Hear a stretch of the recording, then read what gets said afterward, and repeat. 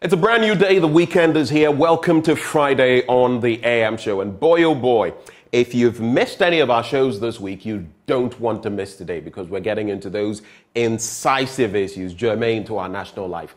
This is the AM show. My name is Benjamin Akakwa. As always, I do it in the company of Bernice Abubedu-Lansa. We love you. Thank you for joining. Now, coming up shortly, the news, and right after that, we'll serve you the news review. We have a new recruit, if you like. Political activist Bernard Mona, and you know we're going to be talking about yesterday's botched demonstration and the Ghana Police Service vis-a-vis the 1992 Constitution of Ghana. Look forward to that one. Well, right after that, we'll be taking Prime Take with Muftau Nabila Abdullahi and his guest is former Black Stars captain Stephen Appiah. And right after that, it's a Friday. Today, I'm taking off all the chains. I'm going hard. The Ministry of Finance should get ready. I'm talking on the topic, a muzzled democracy, a puzzled population, how things are falling apart in Ghana. Look forward to that. Then we get into our big stories, and the police say they have arrested 49 people who showed up within the vicinity of the Jubilee House and the 37 military hospital on yesterday, to participate in the Occupy Julobi House demonstration.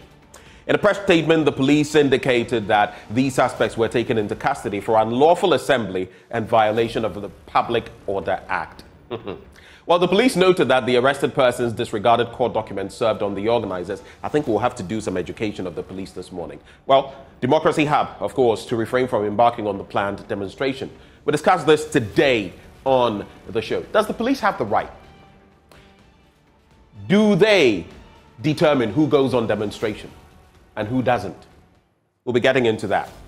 Now, at least 9 people have been killed in an attack in the Upper East region. We'll be bringing you that story, details of that, when we hit the news later on as well. So just join us with your thoughts, and let's do this for God and country. Up next, the news.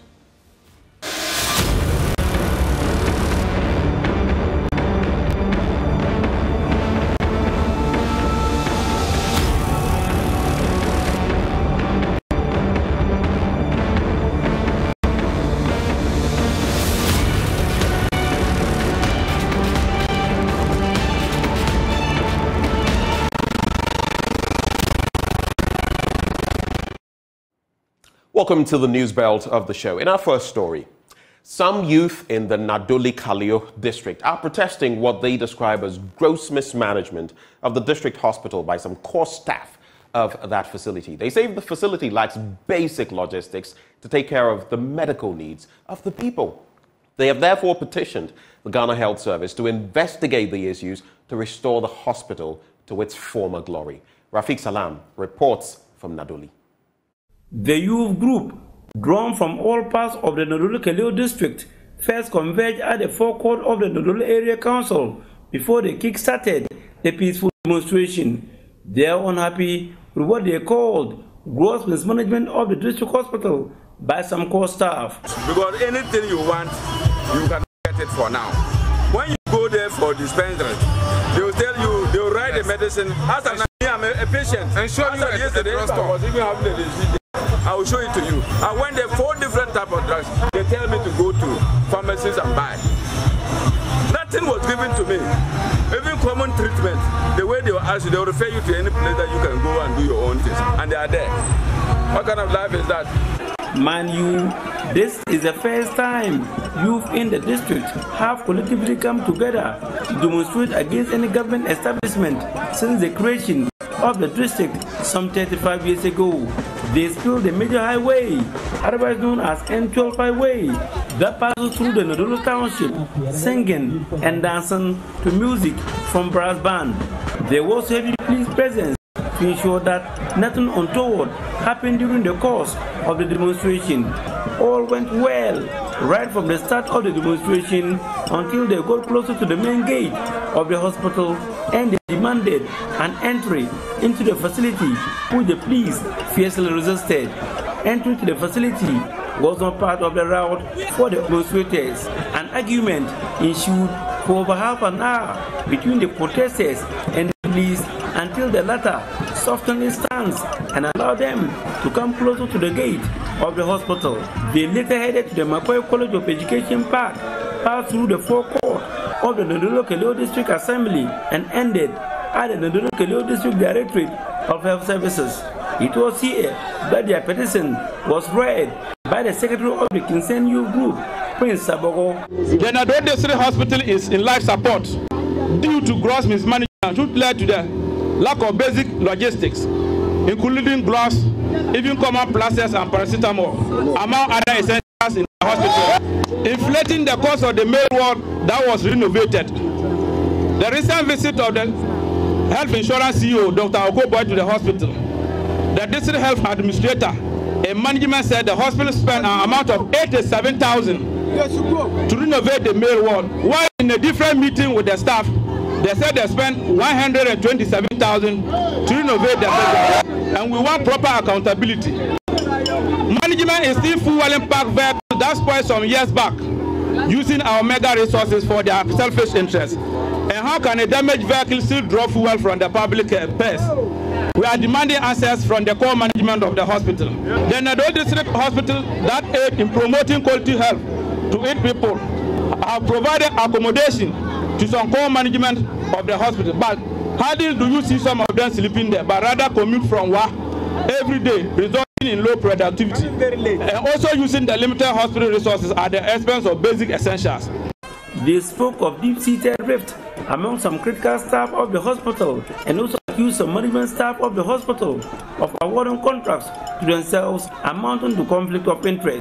They call on the Director General of the Ghana Health Service, Parliamentary Select Committee on Health, and other duty bearers to, as a matter of agency, to shake up the hospital to restore the hospital to its past glory. We are by this demonstrative to register our displeasure, thereby calling on the High Office of the Director General of Ghana Health Service, Parliamentary Select Committee on Health, Upper West Regional Minister, Regional Director of Health Service, and the District Director of Health, and other key stakeholders in this matter to immediately shake up the 7 core management staff at the hospital to prevent the total burial of our once Upper West Bolebu, which has now collapsed to a change compound.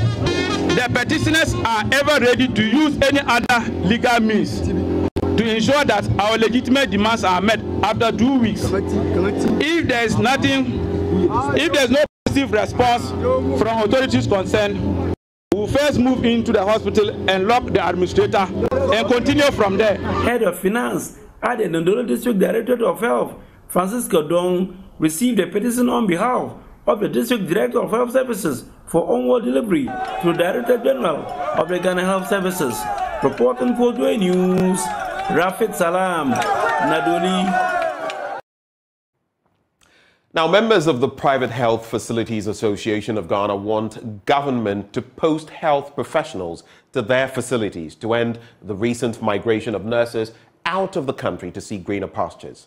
Chairman of the regional chapter, Emmanuel Babakwesi, who was speaking at the launch of the association's annual general conference in Techiman, said the group's inability to employ healthcare professionals was adversely affecting healthcare delivery across the country. Correspondent Anas Sabit now reports.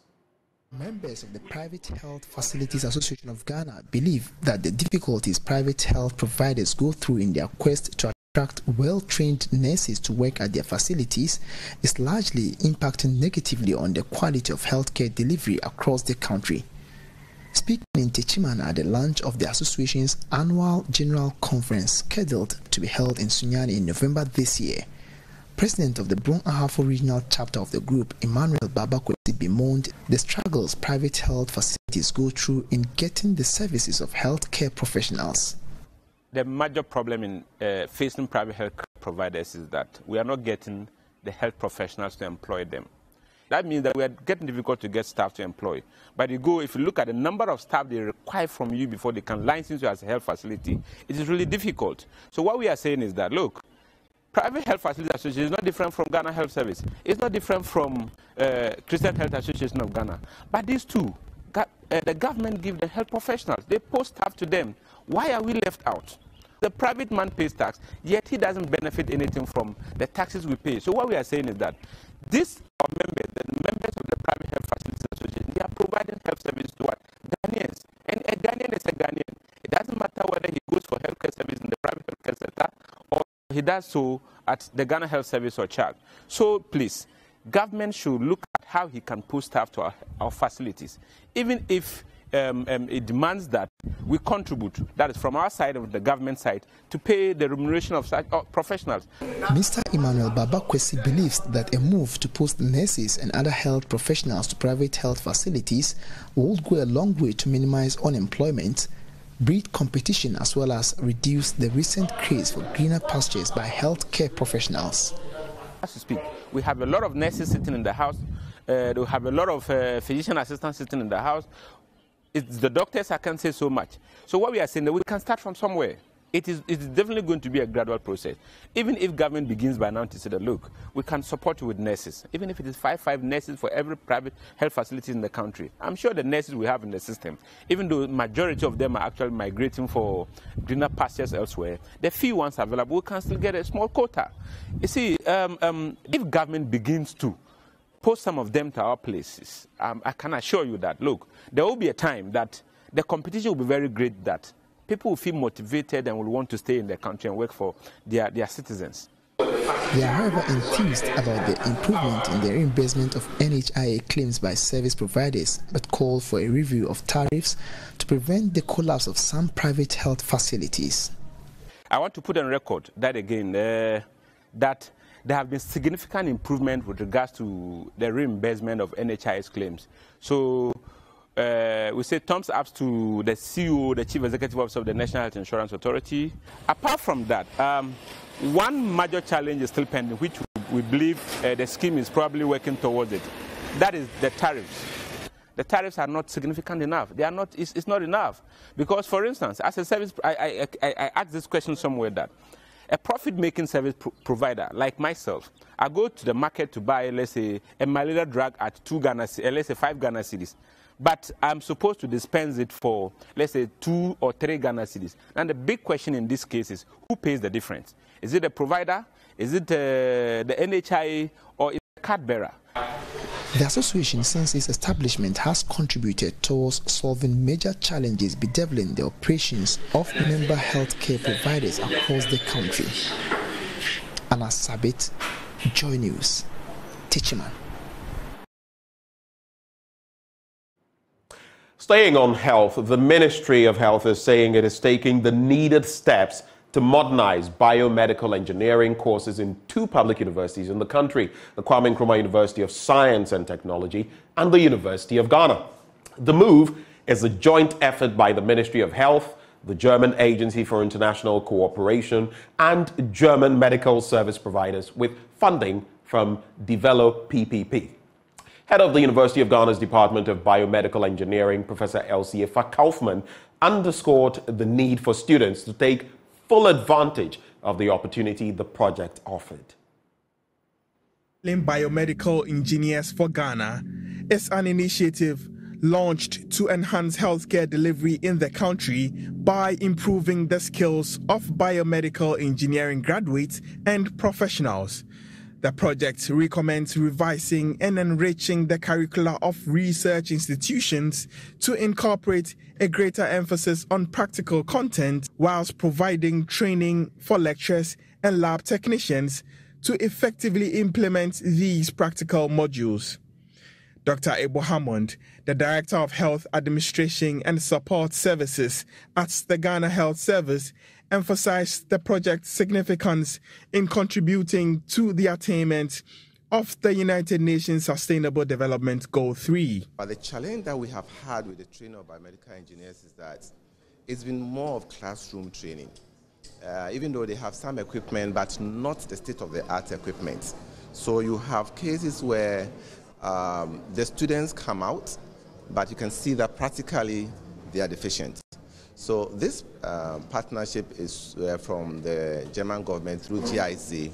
Is supposed to even change the curriculum of the universities. So it means that we are trying to solve the problem from the top and infuse a lot of practice into it. Because in the medical field, it's more about practice, cutting human beings and others, so pipetting. And so you need to know how to do the things, not just only in the mind, but also on the hands. We've realized that until this time, most of the biomedical engineers, they will go to the 4-year program without even stepping in the hospital.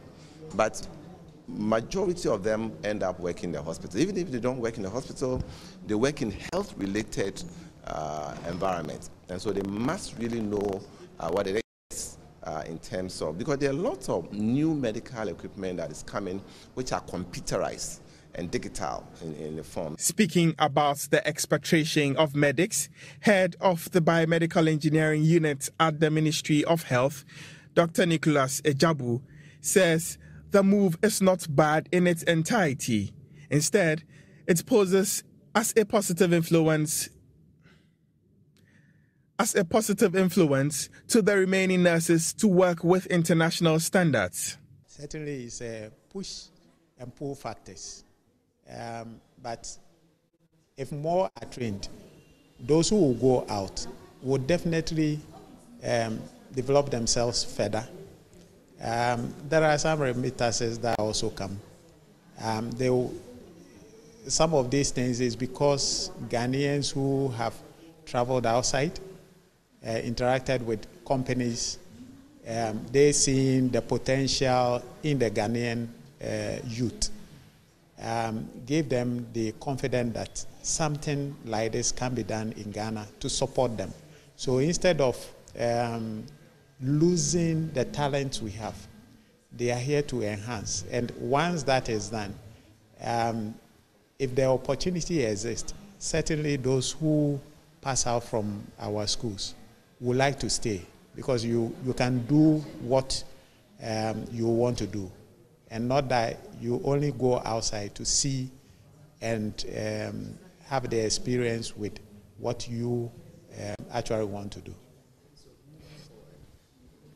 Head of Biomedical Engineering at the University of Ghana, Professor Elsie Efa-Kaufman, says the project will be beneficial if students take due advantage of the initiative. I hope the students who are currently the beneficiaries are going to appreciate this opportunity to improve what we already do. In fact, biomedical engineering is a very broad discipline, a very wide scope. Not all biomedical engineers become clinical engineers. The clinical engineers are a subset that work in our hospitals on medical devices in the hospitals. These are the ones that are going to benefit the most. So the students who decide to become clinical engineers should take advantage of the training that is going to be made available to them. They should see this as an opportunity to do even better than what their predecessors have done. Now, the Member of Parliament for Tamale North, Al-Hassan Suini, has come to the rescue of the Tamale Central Hospital after the Ministry of Health failed to clear a piece of land for the construction of the new hospital facility project. The governments of Japan and Ghana had signed an agreement for a grant by the Japanese government to upgrade the Tamale Central Hospital into an ultra-modern facility. As part of the agreement, the government of Ghana was supposed to clear the land for the sod to be cut in October for work to commence on the hospital. But with a few weeks to the construction to commence, the ministry is yet to respond to their part of the agreement. Martina Bugri now reports. The Tamale Central Hospital is the oldest government hospital in northern Ghana, established in 1920. The hospital, also known as the Regional Hospital, currently provides primary healthcare service to a catchment population of more than 35,000 people within the Tamale metropolis and adjoining districts. The 15 million grant hospital project, when completed, is expected to push the hospital to a fully fledged regional hospital, which will provide secondary health care service. According to Joy News, the deadline for the clearing of the land was supposed to be in June and sod cutting to be done in October for work to commence. But the ministry is yet to respond to the clearing of the site, with just a few weeks for the timeline for the construction to begin. This Joy News sources said forced the authorities to seek for help from other donors, with the MP for Tamale North coming to the rescue of the hospital. When Joy News contacted the Northern Regional Health Director, Dr. Brema Baba, said the Regional Health Service was only copied on the project, therefore he is unable to comment. At the hospital, the medical superintendent also declined commenting. For Joy News, Martina Bugri reporting. In our next story, the Open Forum on Agriculture Biotechnology has engaged women farmers who are into cowpea production. The engagement was to educate the women farmers ahead of the commercialization of the BT cowpea. Now, the BT cowpea will control the Maruca pest, which continues to ravage cowpea. Here's another report put together by Martina Bugri. The Open Biotechnology establishes and manages a wide range of platforms to enhance understanding of biotechnology in agriculture for productivity. The forum also contributes in informing policy decision-making process on matters of agricultural biotechnology through the provision of factual, well-researched and scientific information. As part of its activities, the Open Forum on Agricultural Biotechnology held an outreach to educate women farmers who grow cowpea. Speaking to the media, research scientist with the Ghana Atomic Energy Commission, Dr. Daniel Osei-Ofosu, said the issue of Maruca insect pest would be addressed with the introduction of the BT cowpea. We have found this ingenious way using a new modern tool called genetic engineering that enables us to overcome that challenge that the farmers have. As you heard from the session, they were worried with the number of sprays that they have to apply to their crops over the growing season. Cowpea grows within 70-80 days maximum, and if you have to spray about 8 times within that time, and that's even the average, it tells you that a lot of chemicals are being put on this very important crop. With this new technology, the farmers only need to spray twice to take care of other insects. The main insect that worries them, which is the Maruca, has been controlled using the technology. And the reaction is very welcoming because they know the challenges they face. Scientists at the CSIR, Dr. Richard Ampedu Amel, said the outreach was to help address issues of misinformation on the new technology.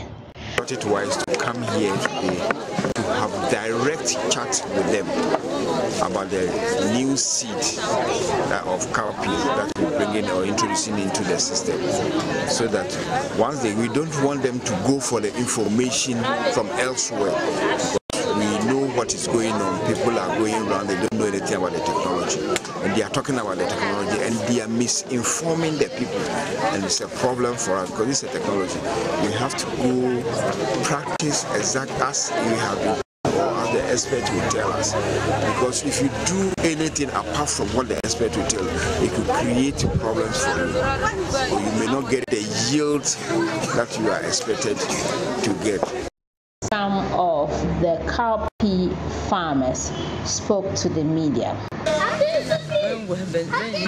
They have shown us the insects and how they operate, and I think it's an eye-opener. All we have been doing is just to spray, and sometimes we can spray from 6 to 10 times. At the end of the harvest, there is nothing to show for the excess money you have put in. We normally do not know there are some insects in the pot.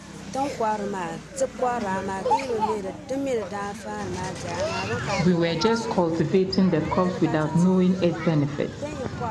And we did not even know about the differences between the spraying, but today we have been educated about them.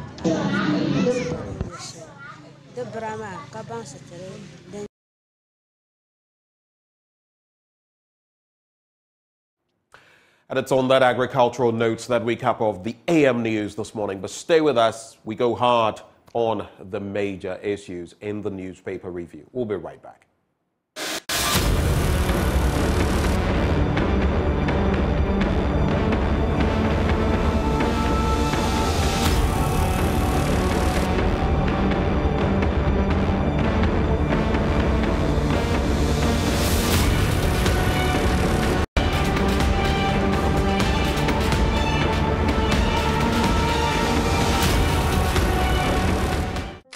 Well, thank you for staying with us. We're going to make the most of the next 30 minutes right here as we cut into the newspapers and bring you the latest from that world. Well, let me just let you know, Endpoint Homeopathic Clinic serving you free prostate screening if you're a man. You saw that report recently. I read it out to you. 80% of those who show up at hospital with prostate cancer come after it's been with them for so long that basically they're just knocking on death's door. Don't let that happen to you.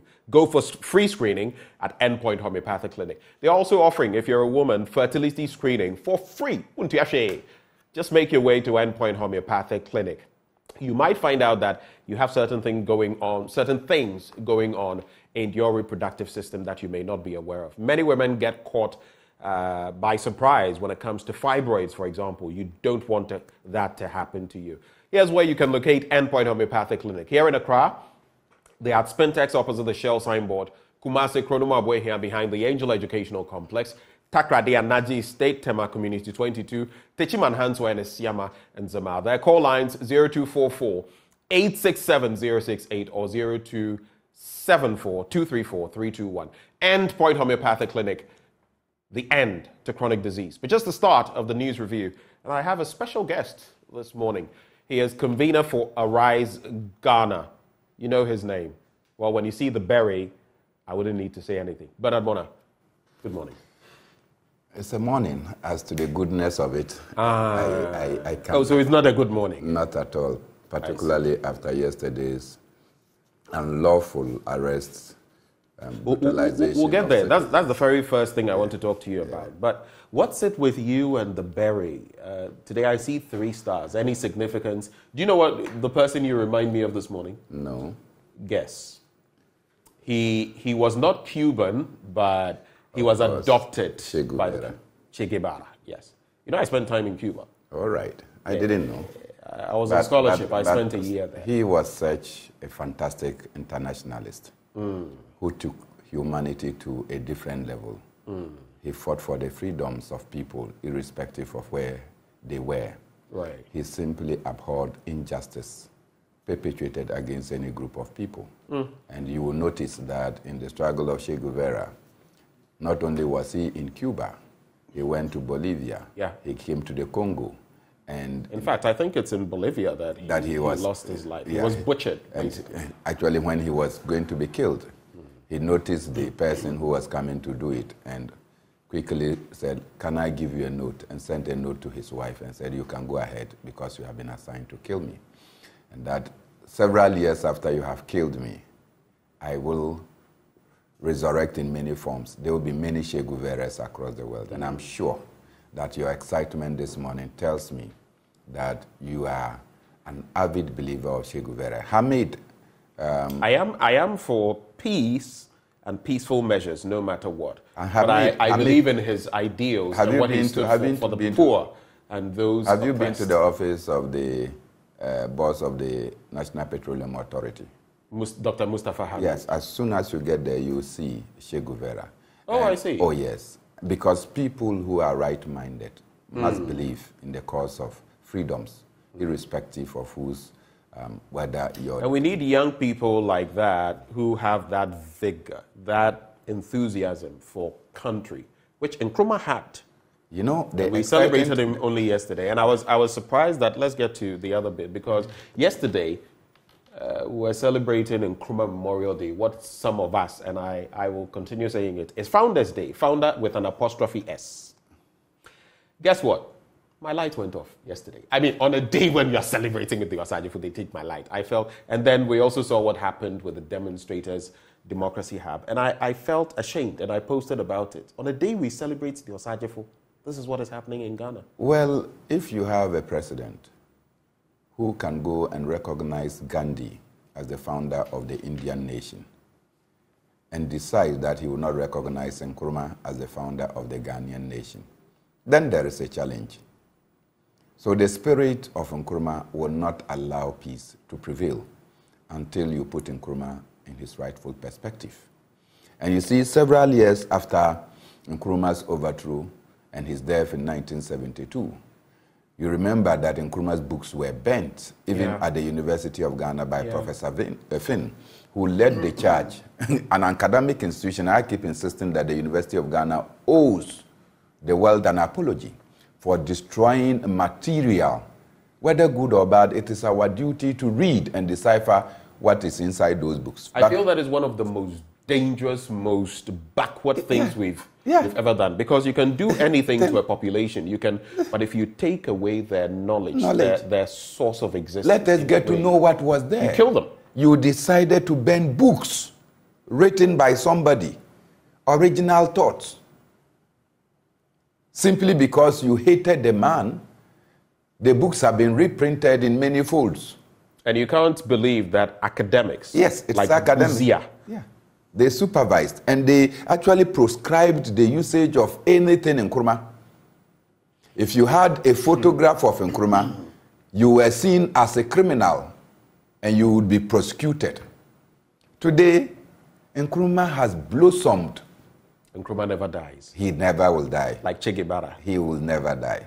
And so yesterday, remember, one of the things Kwame Nkrumah did, at our independence, he noticed that we needed electricity, first and foremost, to do any other thing that we wanted, the industries that he was trying to put across or he put across. So he went in search of electricity, both hydro, nuclear, thermal, whatever form that Nkrumah could gather electricity. That's why we have atomic. You understand? So Nkrumah put up the Akosombo Hydro Dam. At the time he was putting it, the likes of Buzia were saying that the population of Ghana was too small and that 5-point-something million. Yeah, and that we needed just 50 megawatts to be able to supply electricity. So why don't we go and buy a generator? Kwame Nkrumah was building a 600 megawatts Akosombo Dam. He could foresee that population growth, not only in terms of human beings, but in terms of industry, in terms of the manufacturing sector, in terms of education, everything was going to grow. This is a man who thought more than 200 years. Some people say he was too visionary. He saw too far, too many decades ahead of him. That's why people didn't like him. And that tends to be true. Even today, when some people who are very futuristic in their thinking, society, goes against the grain. I see Nkrumah as a prophet. Nkrumah is a political prophet of Africa. That without any example for him to learn from, he set his own example. He set his own example, and that example is unequal. All right. And that is how come that the BBC, when they put up a poll, don't forget that they don't like Kwame Nkrumah. Yeah. They put up a poll. Mandela was alive. Yeah. And then Nkrumah beat Mandela to it. Did they ask Mandela, how do you feel that a dead man beat you? Then and his response was simple. Did you ask me who I voted for? Interesting. Recently, just a few days ago, was it yesterday, we had this talk on the Osajefo and the Madiba, two luminaries of our time. But let's quickly, in about 1 minute, because I'm sure we'll have more time to get into it. The police prevented the demonstration yesterday of Democracy Hub. It appears nowadays, anything you say, they'll say go to the Black Star Square or the Independence Square. I don't know what is there. But people, ordinary Ghanaians, provision, fundamental right guaranteed by the 1992 Constitution of Ghana, so that you and I can determine we want to demonstrate peacefully. They said no. And the people said, the mere fact, and this is something that, first of all, the police does not grant permission for demonstrations. You only let them know that this is my intention so that for peace to prevail, so that maybe you don't go blocking certain routes. They give you an escort. And also so they can protect not just other people, but you as well, in case other people decide to attack you. They do not grant permission. And the mere fact that you put in an application for an injunction does not mean people are, so to speak, injuncted from carrying out such an activity. In fact, we see that with the EC now, right? Yeah. It was served on them, but until there is a conclusion in the court process, they have gone ahead, including with a limited registration. Yes.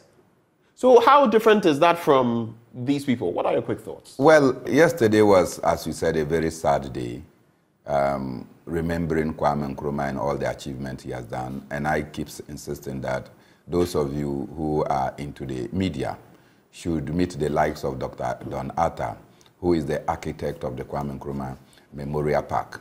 Don Arthur, formerly of the GBC? Well, Dr. Don Arthur's son was Eric Don Arthur of TV3. Okay. But Don Arthur was a PNDC secretary for Works and Housing. He became PNDC. Oh, you're referring to, right. Yeah. Right. So Dr. Don Arthur is the architect of the Kwame Nkrumah Memorial Park. And if you see the mausoleum, the tomb, just where the tomb is. If you look at it critically, you see that it's actually a tree that has been truncated in the trunk. Wow. Yeah, it's a tree. And he told me, and I'm sure that when you go, you get a better picture, that Kwame Nkrumah was a tree for Africa, developing branches and to bear fruits. Fruits that will lead to continental currency, fruit that will lead to African resources handed for Africans, fruit that will lead to a continental central bank. And that the CIA with local collaborators decided to chop the tree on the top. So you see, the roots are there. Extended. And then the tree is cut on the top.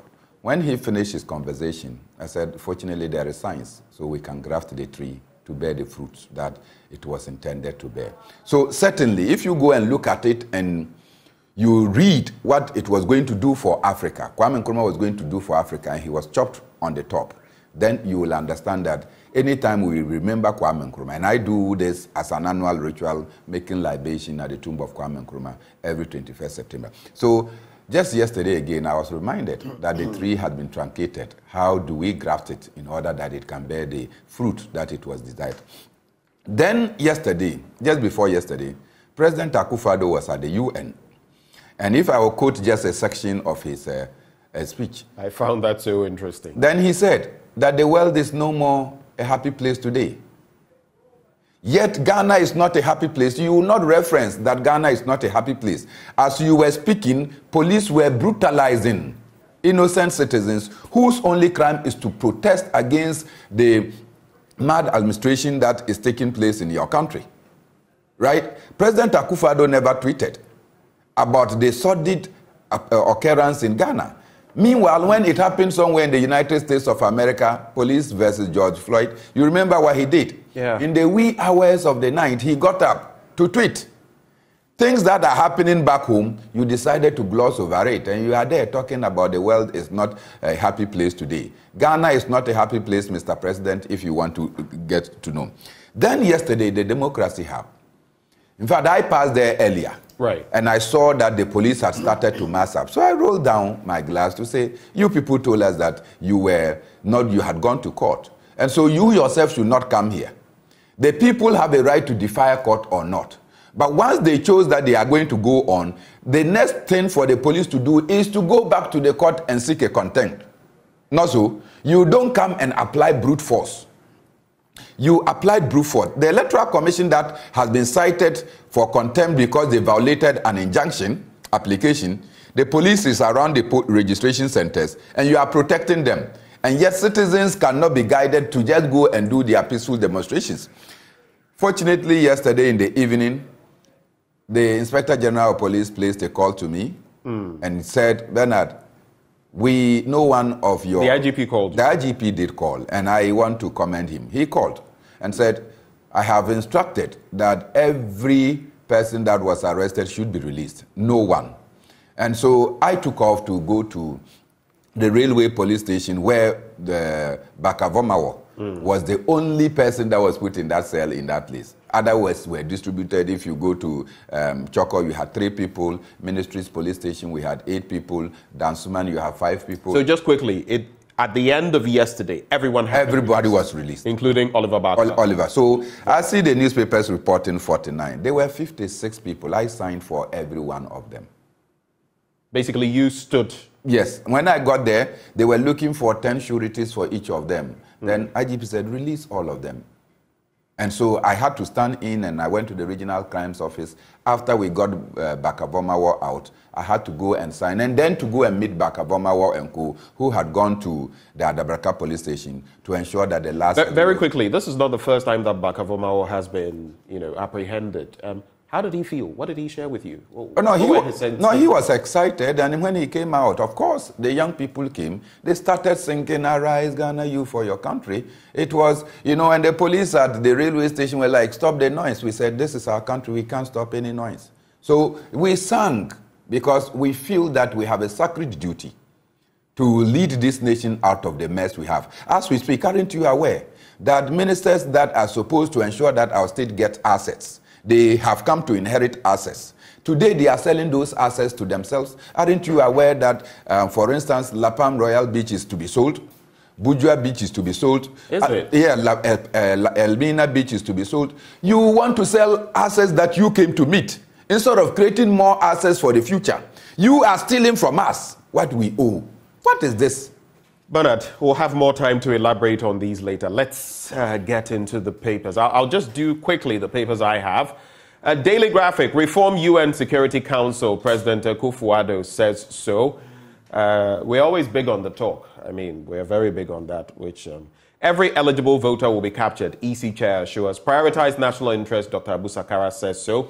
Graphic digitalizes archives. 70 years of national records documented. Kudos to the Daily Graphic for that. I have the Jubilee book. Yeah. The Daily Graphic and all of that. Yeah. Many years. It's not the entirety of it, but many snapshots of history. From Nkrumah, even before Nkrumah to Nkrumah and all of that. I think to the early 2000s. So, this will lead to the preservation of records. Indeed. But for academics, for researchers, and for those of us who want to make reference to other things. Unlike what we did to Nkrumah. Yeah, so I think that it's commendable that Graphic has taken the bold initiative and want to commend them. And this is since 1950. And again, Graphic, that's a yeoman's job you've done. Kudos to you. There's also on the back page, Intertech introduces chemical-free minerals testing technology. Let me quickly do the story on prioritizing the national interest. Dr. Abu Sakara, I just want to get into that. As for President Akufo-Addo and what he's been saying at the UN, we've gotten snapshots of that this morning. I don't want to get into that. I'll get into some of that when I share with you my blunt thoughts for today. Today, some people are going to run away because I came with fire, a lot of fire in my belly. Now, there is a development agronomist and statesman, Dr. Abu Sakara, has stressed the need for politicians to prioritize the national interest rather than parochial interests at all levels. He said meritocracy, equity, inclusion, integrity of service, and empowerment of people, among others, were key ingredients the nation's forebears fought for, which should be restored and practiced in full. Quoting him, he says, where Ghana has reached now, we need a political solution that allows us to reformat our program for development so that it is consistent with the cardinal principles of nation building, where we'll have equity, meritocracy, inclusion, and all those ingredients. Do you see that in Ghana today? And how do we get there? Do you know what's interesting? No. The 1992 Constitution itself says it. It points to probity, accountability, the very tenets we were supposed to stand for. Or you say those tenets, Yamutu? No, we have caricatured the 1992 Constitution, bastardized it, and flipped it. And so even the spirit of the Constitution has evaporated. To the extent that, look, appointments, you know that teachers these days, to get promotion, you must have a political card. You must know somebody at the ministry or at the Ghana Education Service before you can actually get promoted. You know that there are members of various institutions that cannot get promoted simply because they are suspected not to belong to a certain political party. How do you, in the face of making everything partisan, expect that you get the right caliber of human capital to leap this nation to the next level? So Abu Sakara's call is in the right direction. I keep insisting. I went to secondary school, I went to university, without knowing anybody, right? Without knowing anybody. Today, you cannot get that. People walk to you that they want to go into the security agencies. Then you say, what is your qualification? Because the publicized qualification is that you must have English and maths and some basic qualification. When you look at the person's result, you say, no, you cannot, because you don't qualify. You want to be a nationalistic person. The person tell you, no, they say if I bring this amount of money, I will get enlisted. You don't believe the person. The next time you walk around, you see the person in uniform. Then you ask, how did you get it? I paid. So if I pay to become a police officer, if I pay to become an army officer, right, what do you think I will do? No wonder we see the kinds of things we see. The Ghanaian Times, very quickly. Let's reform UN Security Council to conform to current global trends. President urges world leaders. Mr. President, Nana Addo Dankwa Akufo-Addo, let's reform Ghana. Start from your home. You know what they say, right? Yeah. Charity begins at home. At home. It doesn't begin at the UN. Reflect on development agenda of Dr. Kwame Nkrumah. That's the CPP. I'm done with my papers. You can go ahead with your papers now. The Finder newspaper. Cabinet tax MMDAs to be at forefront of public discourse. Then you have Mr. President speaking again. Europe, allies must repay sacrifices Africans made a Second World War, President Akufo-Addo. I think that many people have made this call. Gaddafi was at the forefront calling for reparation. Let's just say it's not new. Yeah. So, nothing new. So if you are saying Africa did not make any sacrifice at these world wars, we were forced, we were seen as commodities belonging to Europe. They just came and captured us and took us there to go and fight their proxy wars for them. So it was not a sacrifice. It was that we were confiscated to go and do the bidding, and we must be paid for everything that we went. We lost our lives in order to build Europe and America. Reparation. Now, Africa... But I feel it has also created a certain dynamic where some African leaders have become very lazy, just, asking from time to time. Look, let's face it, 1957. We're 63 years, thereabouts. If Ghana were a human being, you would be knocking on the door of retirement. You would be retired per our country's law. No, you are retired. 55, 60. You are retired. 55 for women, 60 thereabouts. So I still don't get it. They've done a lot of damage. But you see, where I feel a problem, whether they do the reparation or not, are they doing to our water bodies what we are doing with Galamsey? No. Are they doing to our country what our misleaders are doing to our country right now? Did they come to sell Ghana Telecom? Did they come to sell Ghana Airways? Did they come to sell the Black Star Line? Are they selling the state-owned hotels to themselves as we are doing today? Are they giving waivers, tax waivers haphazardly, left, right? So they are not doing this. We acknowledge the enormity of the damage they caused. But if we also decided to take the right steps to protect even what was left for us, I'm not sure that we'll be in this disaster. So Ken Oforiatta says that Africa's inclusion in G20 will speed up progress. I wonder. What is that going to be? What do you mean by Africa? When you say Africa, Africa means Nigeria, it means Djibouti, it means Eritrea, it means Ghana. There is nothing called Africa. There is nothing called Africa. You used to have a purpose, Organization of African Unity, not so. You decided to denominate it to African Union. Whatever that represents, they don't represent any significant interest in world affairs. So your inclusion, you will be fighting among yourself. Who is what? If the AU is included in G20, does the AU represent any country? Certainly, it will not lead to any progress. Of course, this is a misleading headline. Police arrest 49 suspects for unlawfully assembly. The police did not arrest 49. They arrested 56. But it was not unlawful assembly. It was the police that acted unlawfully yesterday. Now, the Daily Guide. Daily Guide says that 49 illegal protesters grabbed. Again, it is 56, not 49. 2, they were not illegal protesters. They conformed with the Public Order Act. The police acted wrongly, and it is important to correct the police for not understanding law by themselves. MPP welcomes Adwoa Safo's apology. Well, I don't know what that Topped up with yogurt. You know, she distributed yogurt. Oh, yeah, lots of yogurts. I thought that yogurt... Oh, you don't reside in that constituency? I would have said you should go for some of the yogurt. Unfortunately, I don't. You don't?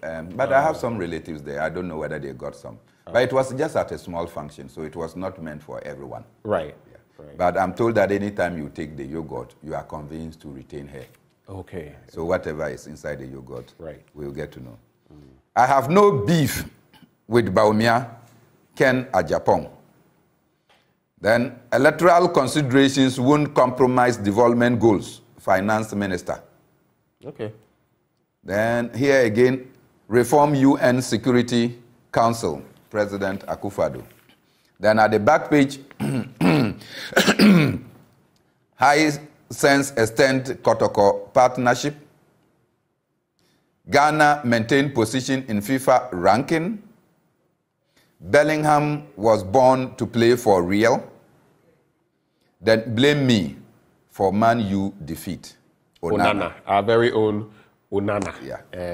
Onana. For us who are Manchester United supporters, I was supporting Man U in the 90s. Well, I don't know why. The days of glory. I don't know why anybody will support Manchester United. Oh, have you been to? Please, let's not. Have you been to Cape Coast Castle before? I have. What's that? Do you know how the slaves were marked? Do you know where they were traded for?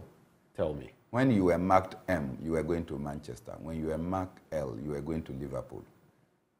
And so for that reason, you cannot be a Manchester or a Liverpool. Anyway, that's a conversation that But the Black Princess went to Rwanda. Mm-hmm. Oh, they thrashed the Rwandans 7 goals to nothing. 7 goals to nothing. Yes. And no story is about them. Oh, I think I've seen some stories somewhere. I've not seen 7 goals.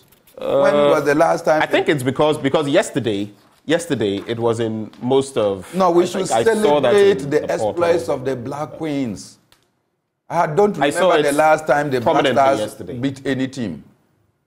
Anyway, that's magnitude. No, but by this magnitude, once you qualify. Let me just quickly do this right before we wrap. Raymond Abiu says, where is the freedom of expression and assembly guaranteed in the 1992 Constitution? I can't go on. Prince Nuruddin Bawumia, with a picture of Vice President Bawumia, says, the Ghana Police Service has not yet issued a press release to condemn the barbaric killing of 9 traders and injuring others who were on their routine business to Sinkafu, Togo, with an armed escort. Okay. There's Fuseini Bakobie, who says, the soul of Ghana is weeping. Koblasen Anu Achu Ganyo says, another tidal wave in Anglon and Keta, the people are homeless. And Raymond Abiu again, after stealing billions of CDs, okay, I will not mention names. Ofosu Dennis, I think, or Ofues Dennis. Great to have you here. Okay, so this is actually promotional. Let me leave it at that. Today happens to be the birthday of one of our big men here. This guy is solid. He does a wonderful job. He's one of our correspondents here at the Multimedia Group, specifically for Joy News. I'm talking about Peter Senu. Peter Senu, today is your birthday, and we want to celebrate you in style. You are a fantastic gentleman, and we urge you to keep up the good work. God bless you, sir. Peter Senu, happy birthday. You don't celebrate somebody by word of mouth. Let's see the champagne and then the other accoutrements. Why are you being mischievous? No. How can you just say we celebrate you by word of mouth? In this economy, a soldier does not walk on an empty stomach. For here, we'll try and do something. My blunt thoughts this morning, right after Prime Take, is titled, A Muzzled Democracy and a Puzzled Population. How things are falling apart in Ghana. You want to stay for that. But next, we have Prime Take. Do you have any final words for Ghanaians? 10 seconds, don't do... Well, I just think that this nation belongs to us. Ghana is a great country. We can make it greater. Let us together work towards making Ghana greater, rather than diminishing the fortunes of our nation. Put it there. Those are. Thanks for coming. Bernard Mona, of course, we all know him. He's convener for Arise Ghana. And of course, yesterday, he did the do by setting free our demonstrators, speaking to the IGP and all of that. Up next is Prime Take with Muftau Nabila Abdullahi. Today, he engages former Black Stars captain Stephen Appiah. That up next on the AM Show.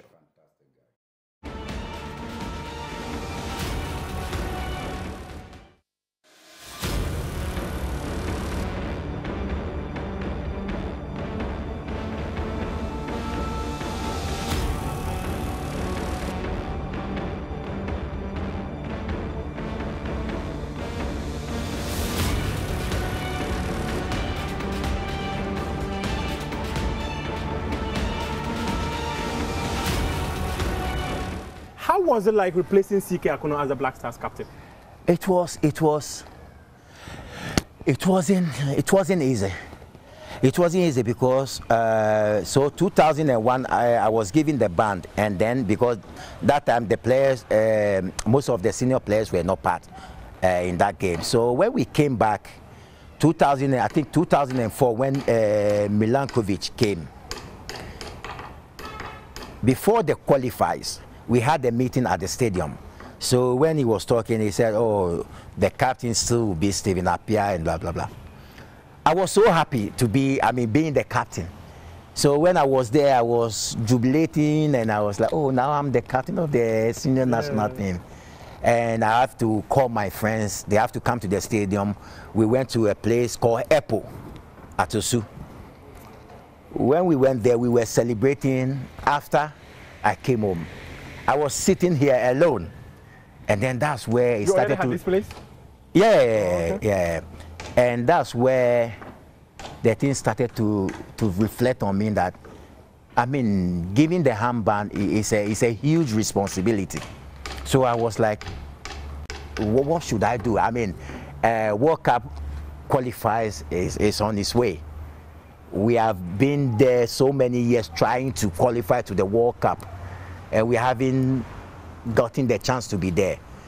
And our team, I won't say that is the best. We have seen the 92 Glue, Abedi and Prince Poli and the rest. We have seen their squad, Tony Yeboah, Ama Senegal, Frimpong Mans, but they couldn't get the chance to qualify. So I was thinking that, what should I do?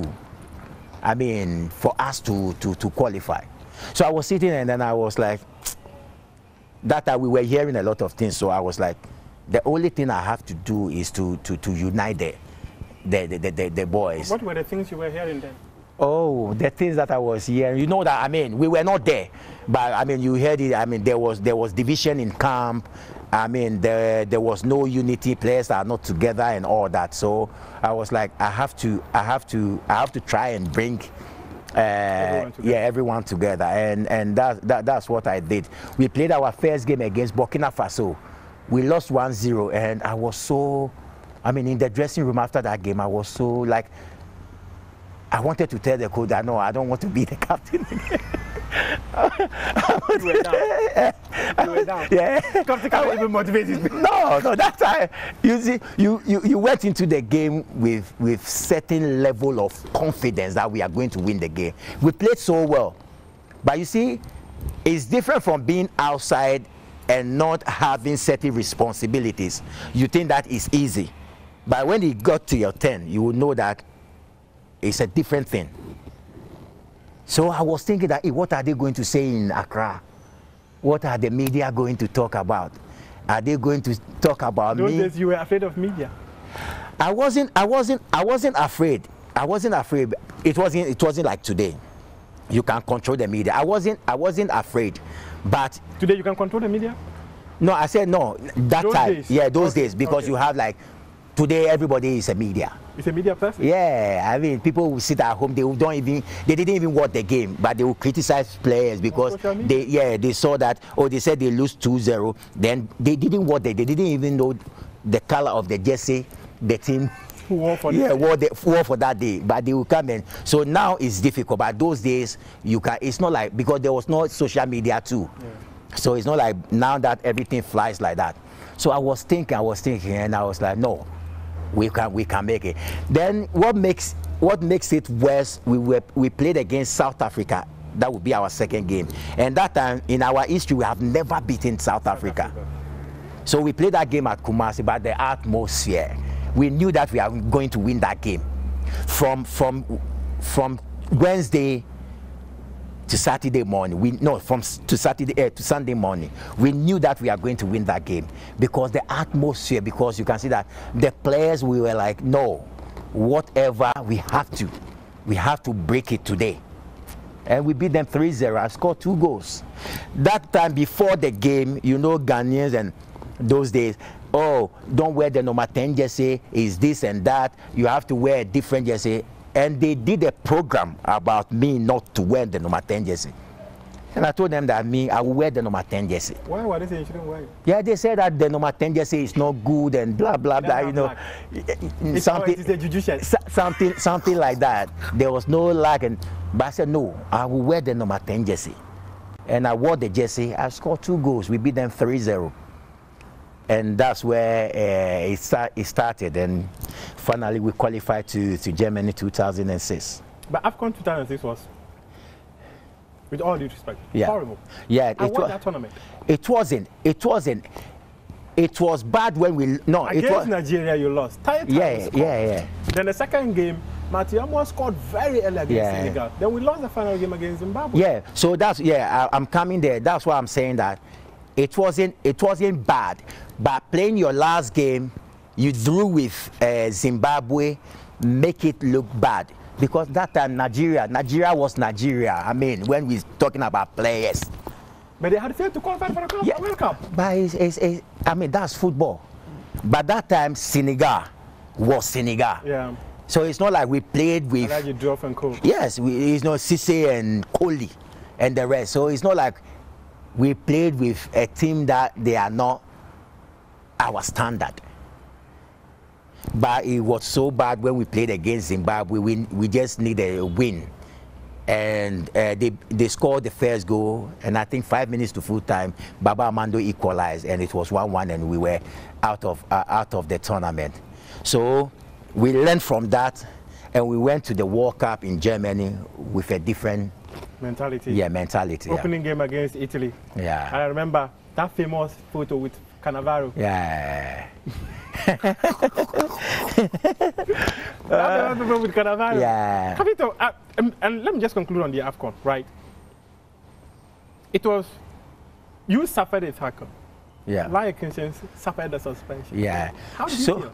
So I think I wish we can take it back and we will correct certain things, because we were naive that time.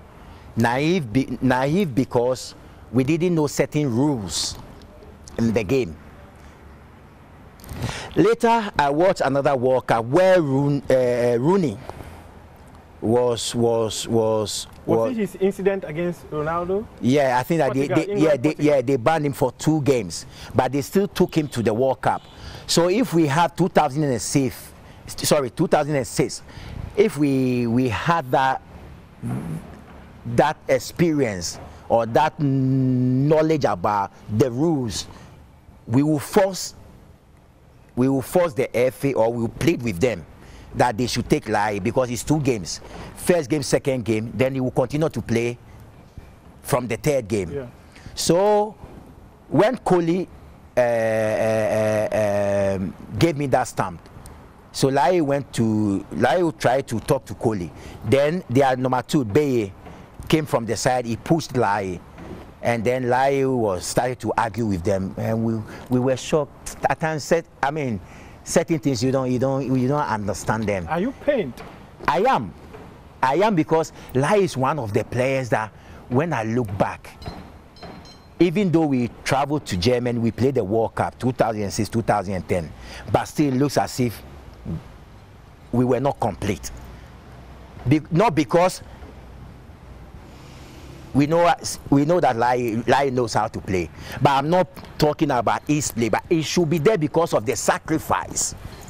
He was part of those who sacrificed, and I think up to now he will still feel bad, because looking back, I did everything in football. We had the chance in our time to qualify to the World Cup, and this small mistake made me lose my chance being to the World Cup. So some of us, we still, when we talk about it, we feel bad. Because actually, the other day I was talking to someone, I said, if Lai can even be in the team, and maybe first round we can go. I'm not saying that nothing guarantees when it has never happened. So I'm trying to say that, but if Lai was in the team, I'm sure that we'll go somewhere. It's not because don't you have a soft spot because he was part of the quartet? You know, those say the quartet was very famous. Yourself, Sule Muntari, Lai Kinsi, and Michael said the quartet. Yeah. I not have a soft spot for him because of that. It's not because of that. Today, all of us, we are talking about Messi. Who made Messi? It's Iniesta and Xavi. So we have some certain players of certain caliber of players. When they are in the game, you are rest assured. It's not because it's my close friend. It's not because I have a soft. No, I mean, if Lai was in the team, it would be a different ball game. I mean, you people saw it when we played. It's unbelievable. I mean, the four of us, we play without positioning. I mean, Lai will see me at the right, he will come to the middle, I will go to the middle, you will see Sule Mutarik. It was beautiful. And talking about sacrifice, right? We've heard stories about sacrifice. How you personally sacrificed? Aside from your club career, where you sacrificed to play for the country and suffered hugely at Juventus, and also sacrifice, use your own money to even help the national team. Oh, but I think, you see... Did you use your money to fly down players? I've said it before, and you know that, I mean, I didn't want to say these kind of things, trust me. But you see, at times you go to interviews and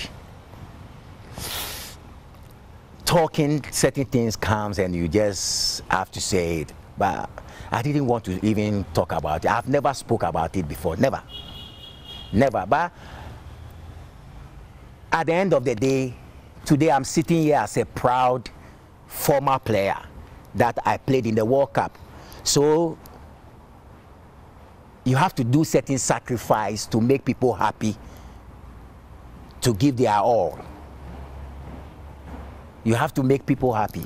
And that's what I did. You were flying down players to come and play for the national team. I said I don't want to. I said no. I've said it already. You see, were you flying down players to come and play for the national team? I did some. Yeah, some of them. I was giving people bonuses. I mean, I'm not running away from it. And it's not like somebody forced me to do that. But at times, Mufti, at a point, nobody wants to come and play for the Blasters. Maybe people, that time I said there was no social, people doesn't know a lot of story. That I said, one day I know that I will write a book, and there will be certain things that I will put in my book. So people never wanted to play the Blaster at some point? No, at a point, yeah. Yes, at a point. At a point. So why were you the person who decided you were going to pay their bonuses and even fly them to come and play? But at the end, he benefited me. At the end, I had the chance to play in the World Cup. So my dream is to go to the World Cup. So I'm not seeing it as a bad thing. I mean, some players too, I mean, they have done some sacrifices. We traveled with Asamoah and we played against Congo. He chartered the whole flight. It's a sacrifice. But it comes out of his will. Nobody forced him to do that. Nobody forced me to do that. But I was looking at a bigger picture. We went to Slovenia where we were wearing our own attire at the hotel. I went to the shop. Mr. Fianu can testify. Alex Asante can testify. I went to the shopping mall to buy Adidas clothes for all the players and the staff in Slovenia. So these are the things. You see, that time you are playing. You are a pro. You are a pro. So it's a shame you have made name in Italy. And then you will be with your national team, the national team, and then you will see players wearing their, like the way we are now. I mean, yeah, somebody will be in Jalabia, and it's not, yeah, it's not nice. So that's where I took it from. Like, oh, I think we have to be in uniform, because I've played for Udinese. That time I was playing for Parma. And it was so nice when we go to camp, we are in uniform, everybody dressed the same.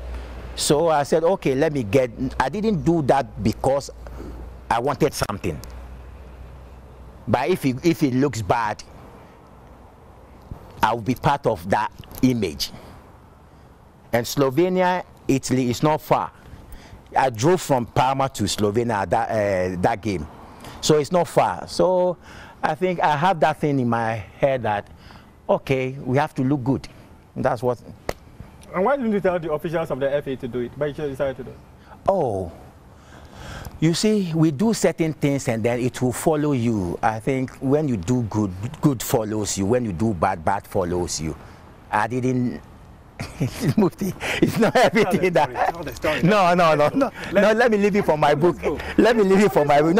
No. Yeah. I'm cool, but I'm trying to say that I did it because I wanted to do it. The FA officials, they didn't do it. Maybe they were not thinking that we should be in uniform. But that time, it wasn't like today that we are all in people. You see them going to camp wearing Puma, and we have played games that we wear Mingle. Mingle is so in Osu. Yeah. Mingle just says Lecoq Sportive socks. So these are the things that you understand.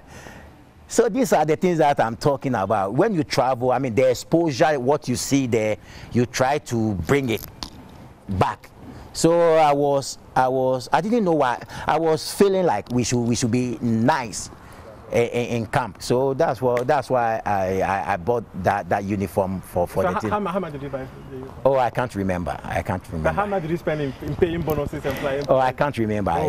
No, a long time. I can't remember. No, I can't remember. Long time. If I come and buy something from you, even if it take me 10 years, I'll know that I bought this. No, a long time. I can't remember. But when you're writing the book, you remember. I don't know, but I will put it that I've bought a ticket before. Did you indicate it somewhere that you bought shares or even paid bonuses? Like? Oh no, I haven't written it anywhere. But you see, when you are telling your own story, because you know the story, you won't forget about your own story. So you were paying minimum of $1,000. I can't. Oh no, $1,000 was a lot then. No. But you know that those days, you have to come and play matches. You have to leave your bonus. You will go back to your club and you have to send your relatives for your. At times, it take days. It wasn't there for, but that time the money in football when you come to this continent, our continent, it wasn't like when the ones that they were spending in Europe. So. We try to understand them. That Would you say you're one of the players who have sacrificed the most for the national team? Would I say I'm one of the players who have sacrificed the most for the national team? I can't say yes. I can't say no. I can't say yes because we didn't saw the Osei Kofi and the rest. We didn't saw what they did. Yeah. So I can't say that my generation or I was there. No, maybe people have done. People have gone through worse. It's not about only spending that shows that you have sacrificed. We have seen players that through the national team they broke their and their career ended. So it was sacrifice as well. It's not about using my money to say that because I use money I have sacrificed. No. I read an article that you granted to Emmy. Yeah. And you gave the story of how you lost your place in Juventus. Yeah. How hurtful was that? It was very, very, because you see, but I haven't regretted that. Trust me, I haven't. Because I will repeat it again that whatever I do, it doesn't matter, football, wherever I find myself, my country comes first. As for that one there, I will never take it back. No, so I lost my position because of Athens. I went to Athens today. If I want to brag, I don't talk much. I don't brag. I tell my story, but I don't brag. But if I want to brag, those days Messi and the rest were there. But I was part of the dream team in Athens. You understand? Yeah. So you scored some beautiful goals. Yeah, so leave it. And I think that they were so upset because I scored against Italy. I was coming, they were preventing me not to go to the tournament. I forced myself telling them that I want to go to that tournament. The Olympics, I have to. And I went. So in my career, I have been through all the ranks. I played 95, I played under 17 World Cup. 97 Malaysia under 20, I played the World Cup. 99, I played another World Cup under 20.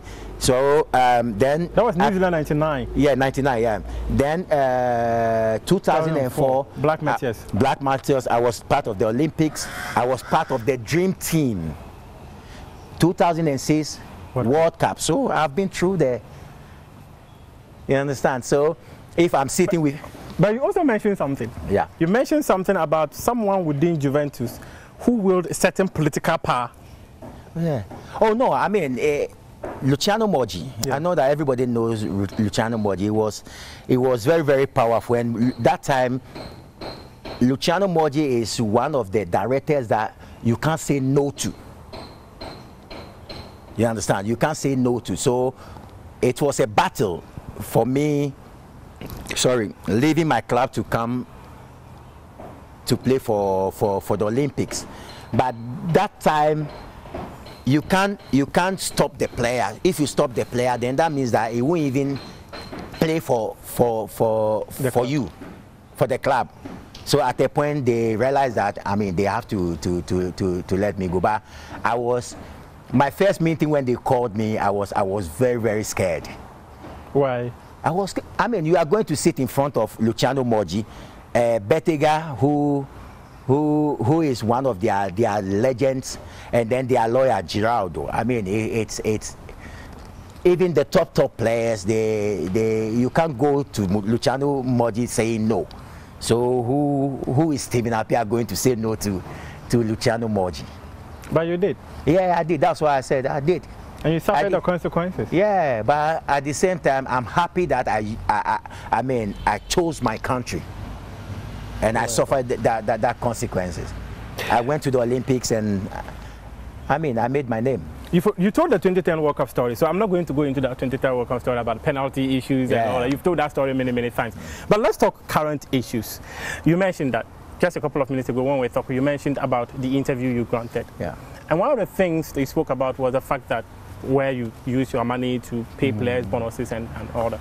And there was another thing too that you said, the one that dominated the headlines, where you said that you've got a network, so footballers should at least be given certain roles to play within the football governance in this country. And there are people who said that you've played the game doesn't mean that, and you have the network doesn't mean that you've got the knowledge to run the game. What do you say? You see, I think they misunderstood whatever I said. Thank you. Clarify for me. Yeah. I wasn't talking about former players getting positions, being coaches, but you can get something from them when you try to ask them about certain opinions. For instance, Mohamed Polo, Abedi Pele, Abdul Razak, and the rest, they have won the African Cup before. So you can even, I'm not talking, when I talk, I don't speak about Stephen Appiah. Trust me. I'm not talking, I've never talked about myself. Never. Today we spoke about yourself. No, there is. You're giving me a life but I won't say that it's Stephen Appiah, because I think that there are people who came before us. Yeah. There are people who won trophies. As I mentioned, Abedi Pele and the rest. We have been since 2008. Semi-finals, finals, semi-finals, finals. I mean, against Cote d'Ivoire, we had the chance where they lost their first two penalties. Yeah, first two penalties. But we couldn't grab the cup. So, I mean, you can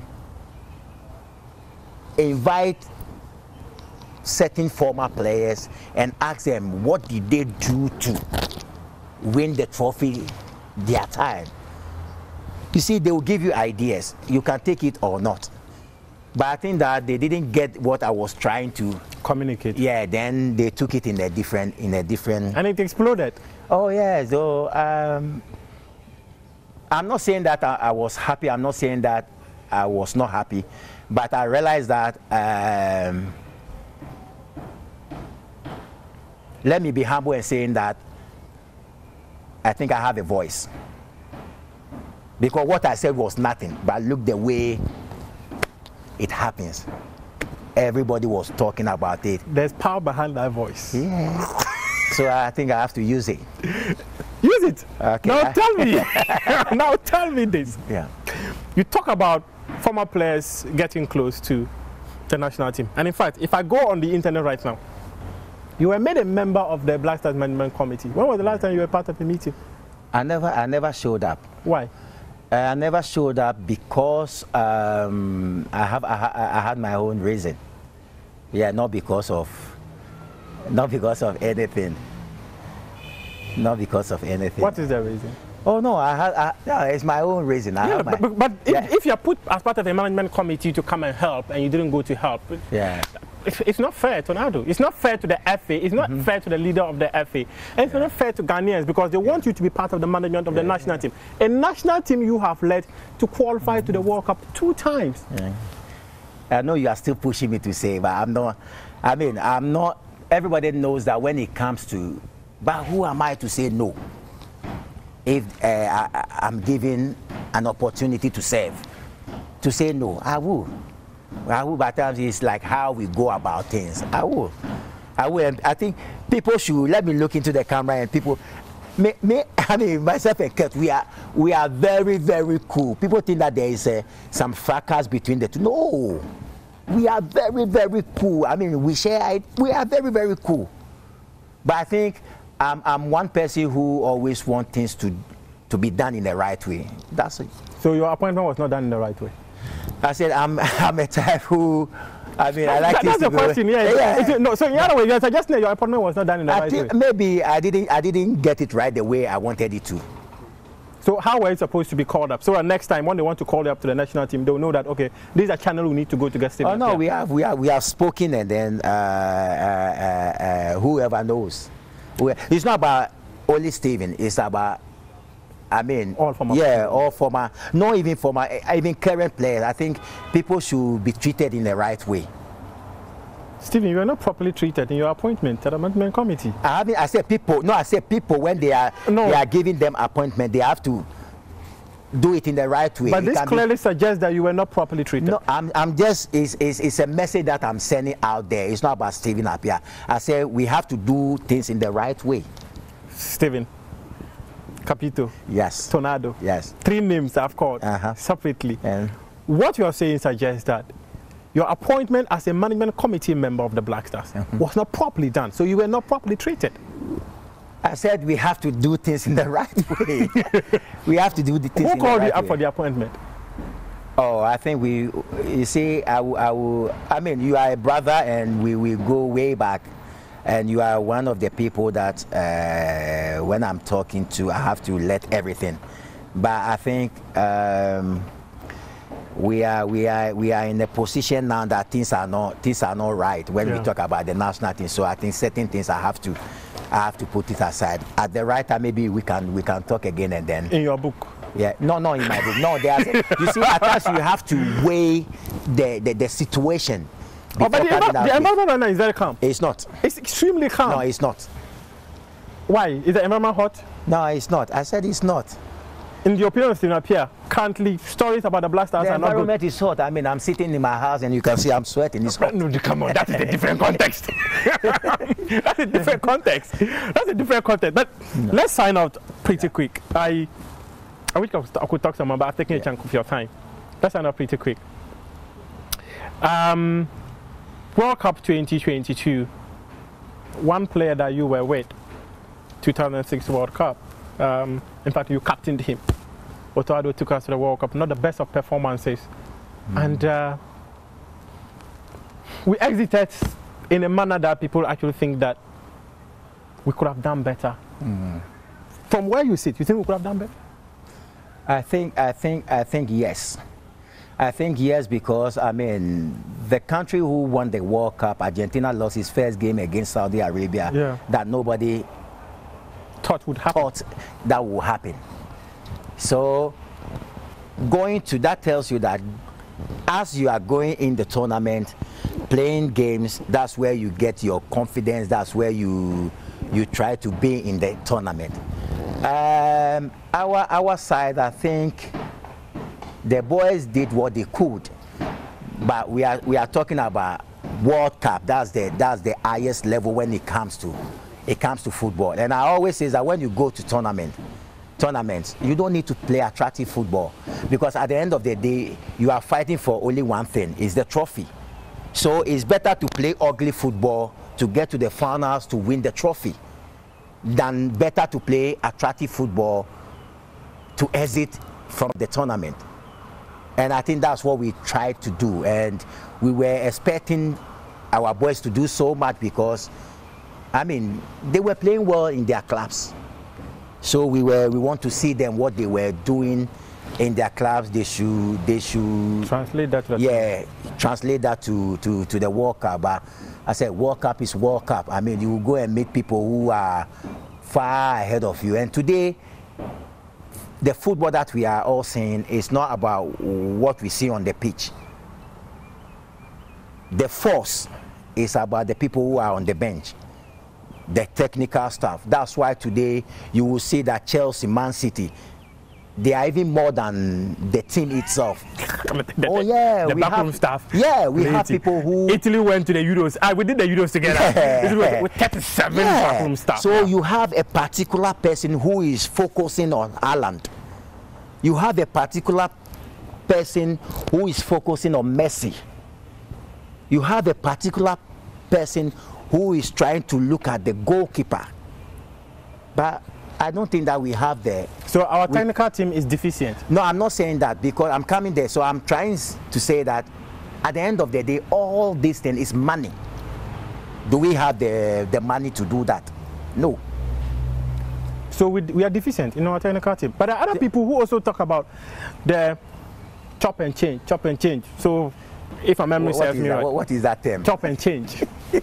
Like you bring in someone and the short gap, then you replace. Yeah. So let me go back to 2006. Djokovic. Then there was short gap, where there was Salah Stete. Yeah, then there was Stephen Appiah. Then there was Claude Leroy for the 2008 African Cup of Nations.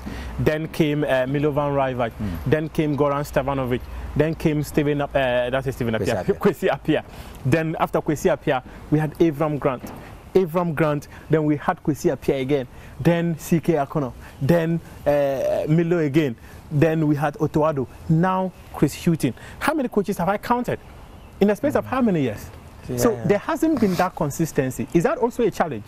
No, it can be, because you see, I think we are living in a country where we don't have patience. We saw when you read Ferguson books, when he started, I mean, it wasn't good.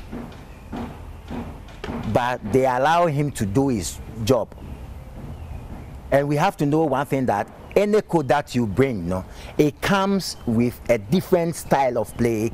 So the players will never get used to a particular play.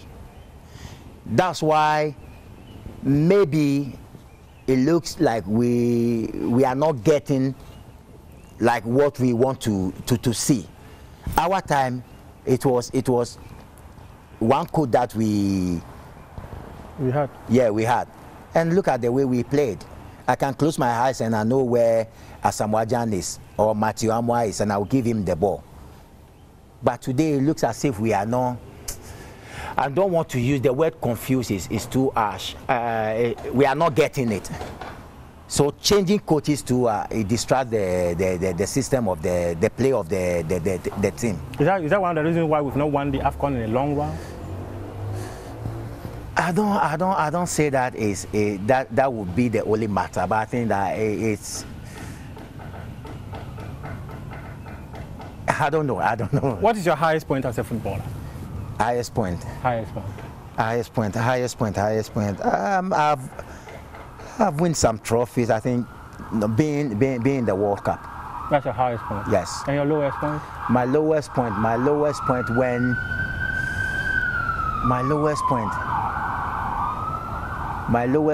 I was leaving Fenerbahce. I was leaving Fenerbahce where I signed for a team that I didn't know anything about. So I went to Turkey, not happy, because I didn't know the culture of the Turks. But when I got there, I saw that it was a different it was a different culture. So I went there with the mentality of seeing the people covering their faces, but when I got there, it was a different thing. And I enjoyed my 3 years with Fenerbahce. I mean, I played so well. The first year, I won the player of the league. The second year, we won the league. And the third year, 2007, I got injured where they discovered that I had DVT, deep vein thrombosis. So I traveled to America where the doctors were like, I can't play football anymore. But at times, I mean, where people think that, oh, he can't do it, that's where I prove people wrong that no, it's not. No, I will do it. I remember when the doctors, my agent was there, when the doctors were like, what has happened to me is very, very difficult to play football again. And my agent was like, looking at him, said, look, are you going to cry? And he was like, he was saying in Italy, Steven, siamo finito, we are finished. I said, no, I will come back and play it again. So I stayed out for two years without touching anything. That was how you missed the AFCON 2008. Yeah. But that time it wasn't serious. That time, later they discovered that, so I don't know if I have to say it. So I passed out twice, one in a plane. The second one I was running in my environment, my house. And then it was very hot, and I said, let me put water, you see. I put water, and then I didn't know if I was there for 2 hours, for 3 hours. I found myself lying on the floor. So I get up, I went to, that time, the black cloth was splitting to my lungs. So I was, even if I'm lacing my shoes, I can't breathe. And I was playing, so like if I wasn't lucky, I would be on the pitch one day, like how some players like Vivian Foe and the rest, the same thing will happen to me, because they thought maybe it was something not serious. But when I went for a second opinion in Italy, that's where I saw that we were doing the echo Doppler. So they realized that the thing is in my lungs going up. To your brain? Yeah, to my brain. So one of the doctors were like, I was lying like this, so it was like, so when Italians, they say, they do this sign, then that means that it's not good. So I turned and I saw the doctor doing this sign, and I was like, what is happening to me? Somebody should tell me something, what is? And then the doctor asked me, do you pray? I said, yeah, at times I do pray. And he said, somebody is somewhere who loves you so much. And I said, who is the person? Who is that person? And he said that, I think God loves you so much, because what we are seeing, if it happens to 100 people, I think only 2 will survive, and you are part of the 2. So I think that's where I realized that I was coming to that end. I mean, I wasn't prepared that I will finish my career like that. So I think that's my lowest point. You were like, come. To that promo. Yeah. Let them come. They came and you were not there. Yeah. it was sad. You have, okay, so 2 questions. No, 3. Yeah. One is that we are going to AFCON. We are likely to qualify. We've not qualified. But when we do qualify, when we do qualify for the tournament, should we have expectations that after over 40 years we can be able to win the tournament? Haven't watched Chris Hutton for some few. I think it's possible. I think we can win the trophy. We can win the trophy because today football has changed so much. That's where you see teams like countries like Madagascar and the rest, they are doing so well. Yeah. So I always say is that it's how you approach the game, it's how you want the game to be. That makes the difference. It's not about the players that you have anymore, because the game has changed. It's not like 12 years ago, 10 years ago, 20 years ago, 15 years ago, that there is a particular player who is going to make the difference. Yes, how many are there today? So it's about how we approach the game that will make the difference. And we should continue believing in our boys, and We know one day it will happen. You have a newfound love for certain sport called tennis. Yeah. Some of your mates are going into football administration and going into coaching, and you are into tennis. Why? No, I mean, to tennis it's just a hobby. Yeah, it's just a hobby. I'm trying to keep myself fit, so it doesn't have anything to do with friends going to doing certain courses. I mean, tennis, I'm having fun. I started playing 16 months ago, and hey, you've been playing for more than a year. Oh yeah. I started 17 February. Today I'm beating people who have been playing for 7 years. Capito. When you see me playing tennis, I mean, you think that is Alcaraz. You no, not Djokovic, but Alcaraz. No, but me, I'm Federer, Steven Nibani, Apia Federer. So Capito, so why not coaching, but this thing? Why not coaching? Coaching, yes. Oh no, I think that, you see, you don't like coaching. It's not that. When I was playing, my plan is after football, I'll be a football agent. That was my plan. But when we traveled to Egypt, I mean, being with the team, watching Kwesi appear, and that's where I started to love, to start getting interest in coaching. But it looks as if there is a trend going on here in Ghana. Means that all the former players should be coaches. No, we have other ways that we can try and put ourselves by doing one or two, upgrading ourselves. So everybody coaching. Yeah, we have the knowledge, but we have people who can be behind, but they still can give advice. So you want to be a scout or an agent? No, I wanted to be an agent, but I mean the world is evolving now. You can plan to do something, but something else too will come, and then you have to try and so you've changed. You don't want to be an agent again? No, I said no. You asked about coaching, and that's why I'm saying no. The agent, but you can be an agent. You can be a football administrator. You can be a. So which one would you do? Sorry, Stephen Appiah, I always move slowly, low key.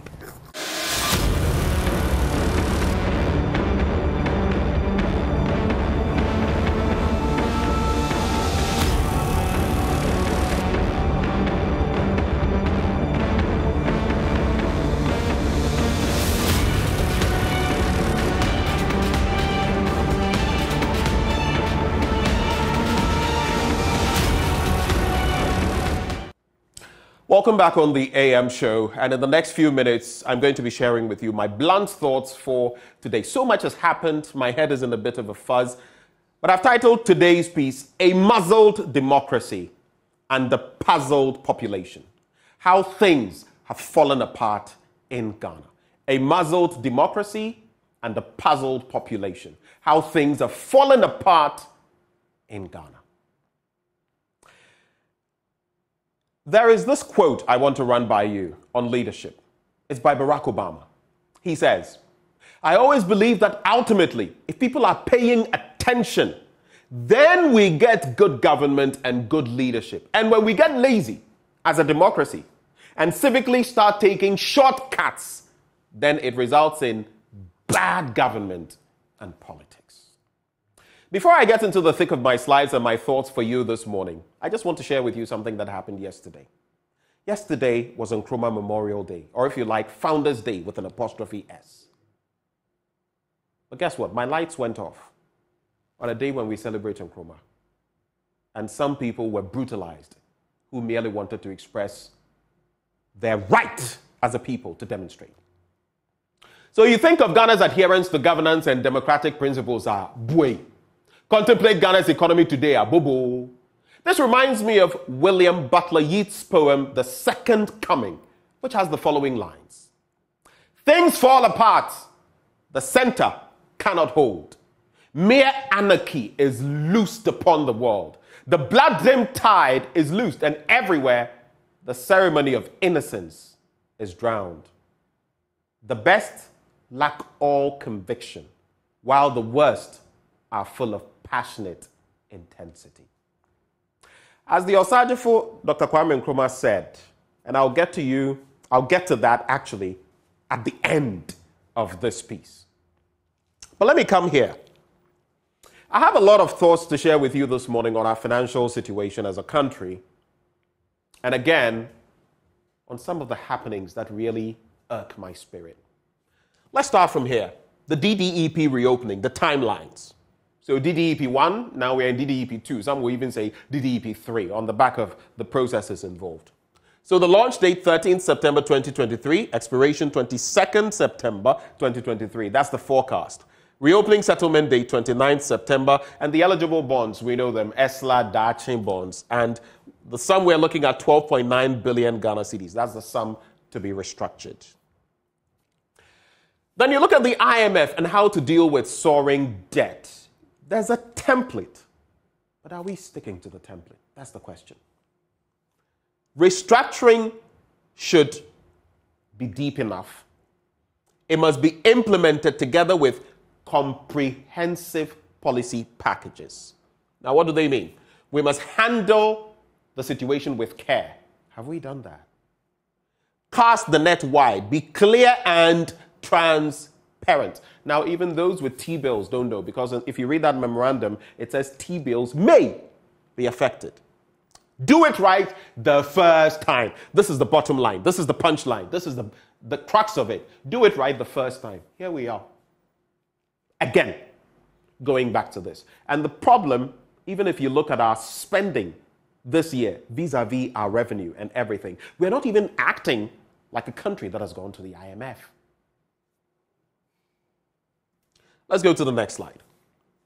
Now, if you look at the original DDEP and the exemptions, amount of eligible bonds held by persons that are not eligible holders and that were not eligible to participate in the exchange, and amount held by persons that, following the announcement of the exchange, converted their eligible bonds to treasury bills. Again, there's even a problem here. Who are those faceless people who were allowed to convert their eligible bonds to treasury bills? We know a lot of politicians invest their money in bonds.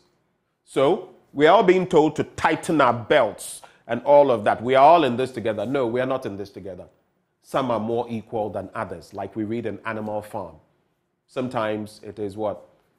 2 legs good, 4 legs bad. Or 4 legs good, 2 legs bad. Depending on which administration is in power. Next slide.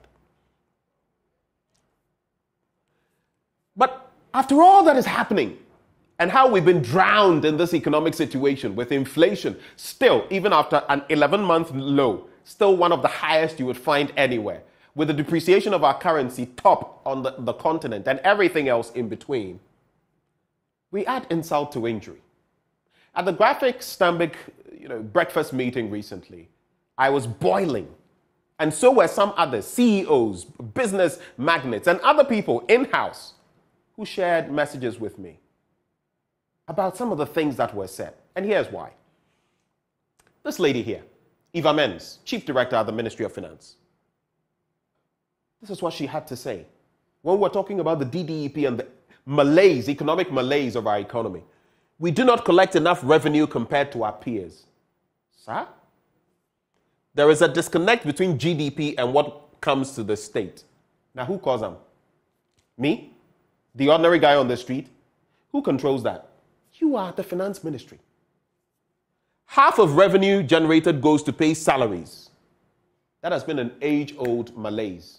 But why are you not solving it? It's becoming even worse. If some of you who followed yesterday's Kojoba Redu memorial lecture with Dr. Theo Champon, you are worsening the situation. This administration, you are. Ghanaians should pay their taxes so the society can develop. It's always easy to talk like this. Talk like that is very cheap. And here's why. Next slide. Let me quickly go to the next slide now. Look at this receipt. Okay? This is someone's, payment recently at a certain forum. Now, just to be brief, if you look at this sum of 493.69 cedis, this is actually what the bill is, 386 cedis. 493 cedis for food items that cost 386 cedis. The consumer paid 107 cedis, 69 pesos in taxes. Next slide. How is that fair? How? 107 cedis for something that costs just a little over 300 cedis. And we don't pay enough taxes. Are we aware of the taxes in other countries, energy, among other matters, and how much they pay? And yet, what do they get? So if you want to do the comparative when it comes to taxes, then also compare what those jurisdictions get. Even when a cat is caught up in a tree, the fire service will show up.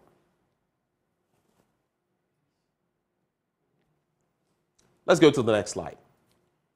Then we hear from the president on the economy. It's difficult. I am the first to admit it. I have said it several times, but at the end of the day, I believe when the moment comes, Ghanaians will reflect on who best can get us out of this difficulty. You know, in recent times, the president said this and I cringed. Do you know what this means? He is basically saying, wherever it is, my back case, whatever happens moving forward, let the next person who comes after me come and shoulder the burden. Mr. President, need I remind you that you still have 1 year and about 3 months to go? There is still time to do something. So if you've thrown in the towel at this point, I shudder to think what will happen between now and election 2024 in December. I shudder. Now, in terms of Cecilia Dapa, I just want to give you a bit of an update based on what the OSP has said. This is solely what the OSP has said. Of course, we've also heard from her lawyers, but there are some interesting bits in there. The Dead Brothers bank account is still actively sending money to Cecilia Dapa, according to the special prosecutor. Let me clarify. She could not prove the source of the millions of CDs she had, and recent transactions of 11,280 Ghana cedis was made in May 2023, although the brother died in January 2022. Funny things never stop happening in Ghana. This is a wonderful country. That's a miracle, right? Engaged in undisclosed and undeclared real estate business. Of course, her lawyers have said that she doesn't own, she's never been in the real estate business, and obscured and concealed transactions using aliases. Next slide. Again, this is where I'm going to wrap. So I've spoken about the economy and monetary matters. I just brought in the Cecilia Dapa bit because of recent happenings. But just to harness this bit before we wrap. In terms of what happened yesterday, it was shameful. And Mr. IGP, Dr. IGP. You know, I've heard talk about, suggesting that you were not even aware of those happenings. And so, yes, you spoke to Bernard Mona. He was on my show this morning. You allowed him to go and just take Bernard, Oliver Barker-Vomao and others away. That should not have happened in the first place. Let me reiterate for you, Dr. IGP. Your police service, you are not a force, you are a service. You have absolutely no right. You don't give permission for demonstrations. Our constitution does that. You only guide, you help to protect the public peace. That's your job. And if people will break the law, supposedly, when there's supposedly an injunction, let them, but just go ahead and give the necessary protection. All you have to do is to file whatever. So they are in contempt of court. What you did was a breach. So don't now somehow come and appear like, I wasn't in the know. Abba, really? I respect you. I love you. Those things should not be happening. Because if they continue, we are sure to give you a hard time. The demonstration was an unlawful assembly. How? Some 49 protesters were arrested. Actually, Bernard Mona says 56. He had to actually sign for them. The arrest was based on flagrant disrespect of the court process. Police disagreed with organizers on venue being a security zone. Next slide. I think this should be the... And in the midst of all of this happening in his country, I didn't hear a tweet, a peep from Mr. President. Oh yeah, he was at the UN. Yeah. Speaking, as always. We cannot continue to preach democracy and fairness around the world. We cannot insist on peace and justice around the world when our global organization is not seen by the majority of its members as having a structure that is just and fair. It is indeed seen by many as helping to perpetuate an unfair world order. Mr. President, if you look at the imbalance between the haves and the have-nots, the rich and the poor, the politicians, your administration, and the ordinary man, is it fair? Is it just? I'll leave you to reflect on that. But the final point I want to make is on the next slide, where Otumfuo Osei II says this, and it should be a warning, an awakening for our leaders. Military takeovers do not offer solutions. Agreed. The critical problem worrying Africans is the economy. True. Intellectual gifts and natural resources must be used to improve conditions inherited. True. But what else does he say at the end? He also warns that for African leaders, if you don't get things right, military escapades into governance will happen. So as the Osajifo Dr. Kwame Nkrumah said, as I end, we have awakened. We will not sleep anymore. Today, from now on, there is a new African in the world. To Akufo-Addo, Bawumia, and their cohort. We, the people of Ghana, especially the young ones to whom the future belongs, we want you to know that we are wide awake. We are no longer blind to your shenanigans, wiles, and deceit. We shall sleep no more. The clock is ticking. The day of accountability is coming. That day is here today. It is here now. I hope you wake up. My name is Benjamin Akako. These are my blunt thoughts shared with you, raw, hot, unedited, undiluted. God richly bless Ghana and make her great and strong.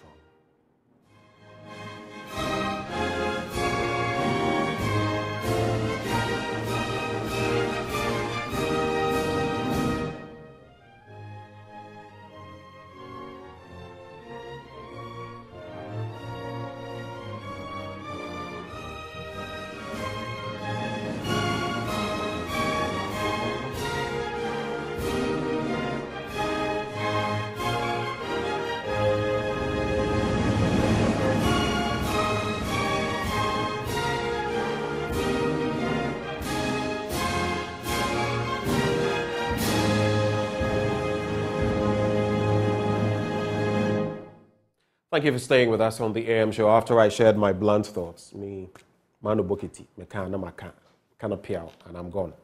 But we have in the studio, we're continuing that conversation. I did promise that we would continue from here. It has to do with yesterday and all that happened in respect of the demonstrators, Democracy Hub.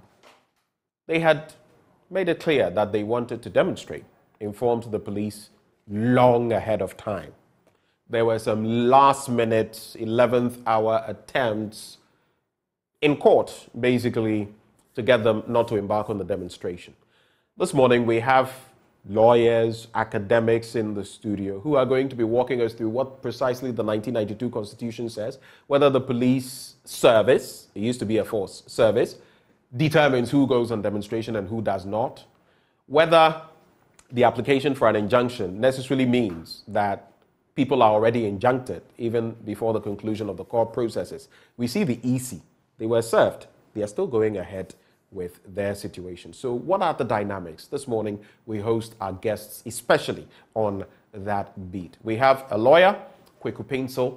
You've often seen him on Zoom. Today, he's decided to grace us with his presence in the studio and share with us his beautiful smile. He's right there. And then, very close to me, Dr. John Osei Kwapong as well. He's an academic. Are you a fellow of the CDD? Ghana, yes, a fellow of the CDD as well. Both of them join the conversation. I learned something interesting about Dr. John Osei Kwapong a few moments ago, but I'll not share it. I'll keep it close to my chest for now. Gentlemen, a very good morning to you. Good morning. Thank you.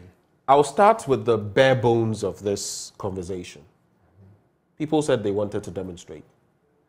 Once more, there was a push from the Ghana Police Service saying, no, you can't do this. And there's this trend where now people are being told, go to the Black Star Square, go to the Independence Square. I don't know what it is now that people have to use that venue alone. But they wanted to pick it, so to speak, the Jubilee House. Some have said, security zone. So maybe you can't pick it there and all of that. What is your understanding of the flow of events and what happened yesterday? I'll start with you, Dr. Osei Kwapong. Good morning. So I did see when Mr. Oliver's group, called for the demonstration, the Democracy Hub, and I think it's been a good month and a half now. I mean, if I look at the timeline, or at least a good month now. It's about a month. It's about a month, since they alerted the police. And they, you know, I remember in one of his Facebook post updates, he did indicate that they had met with the police to inform them that, you know, they want to embark on this demonstration, etc., etc. And so you could see the flurry of activities from his group, you know, preparing for it, you know, calling for calling for people to participate, you know, calling for donations, any items of support, etc., etc. And then, of course, the day before, I read news of the police, you know, filing, you know, an injunction in court to stop the demonstration.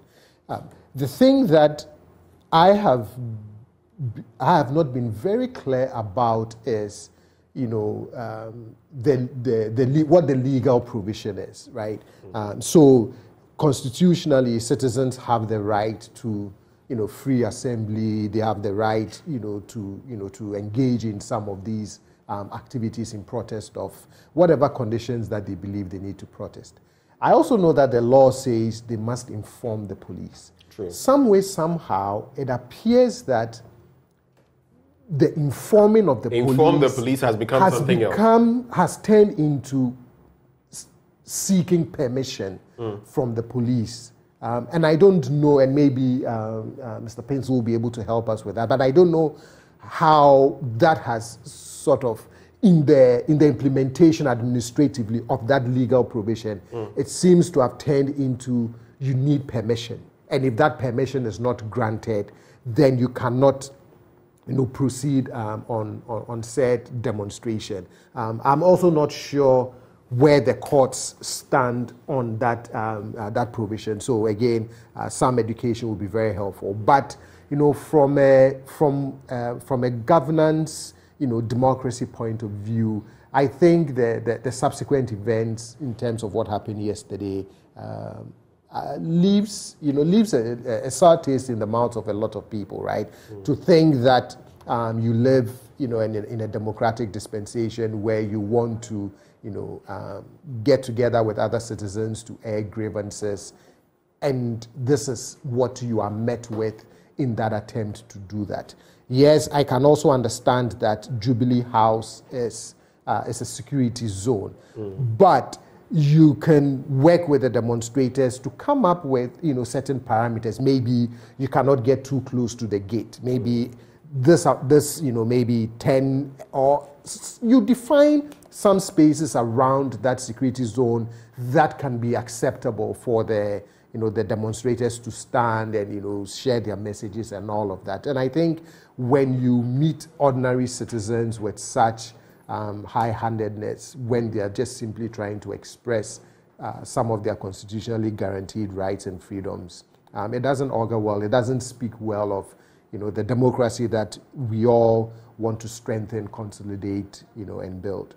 You talk about high-handedness, and it's interesting you say that, and you also talk about the fact that informing the police service has now turned into basically seeking permission from them.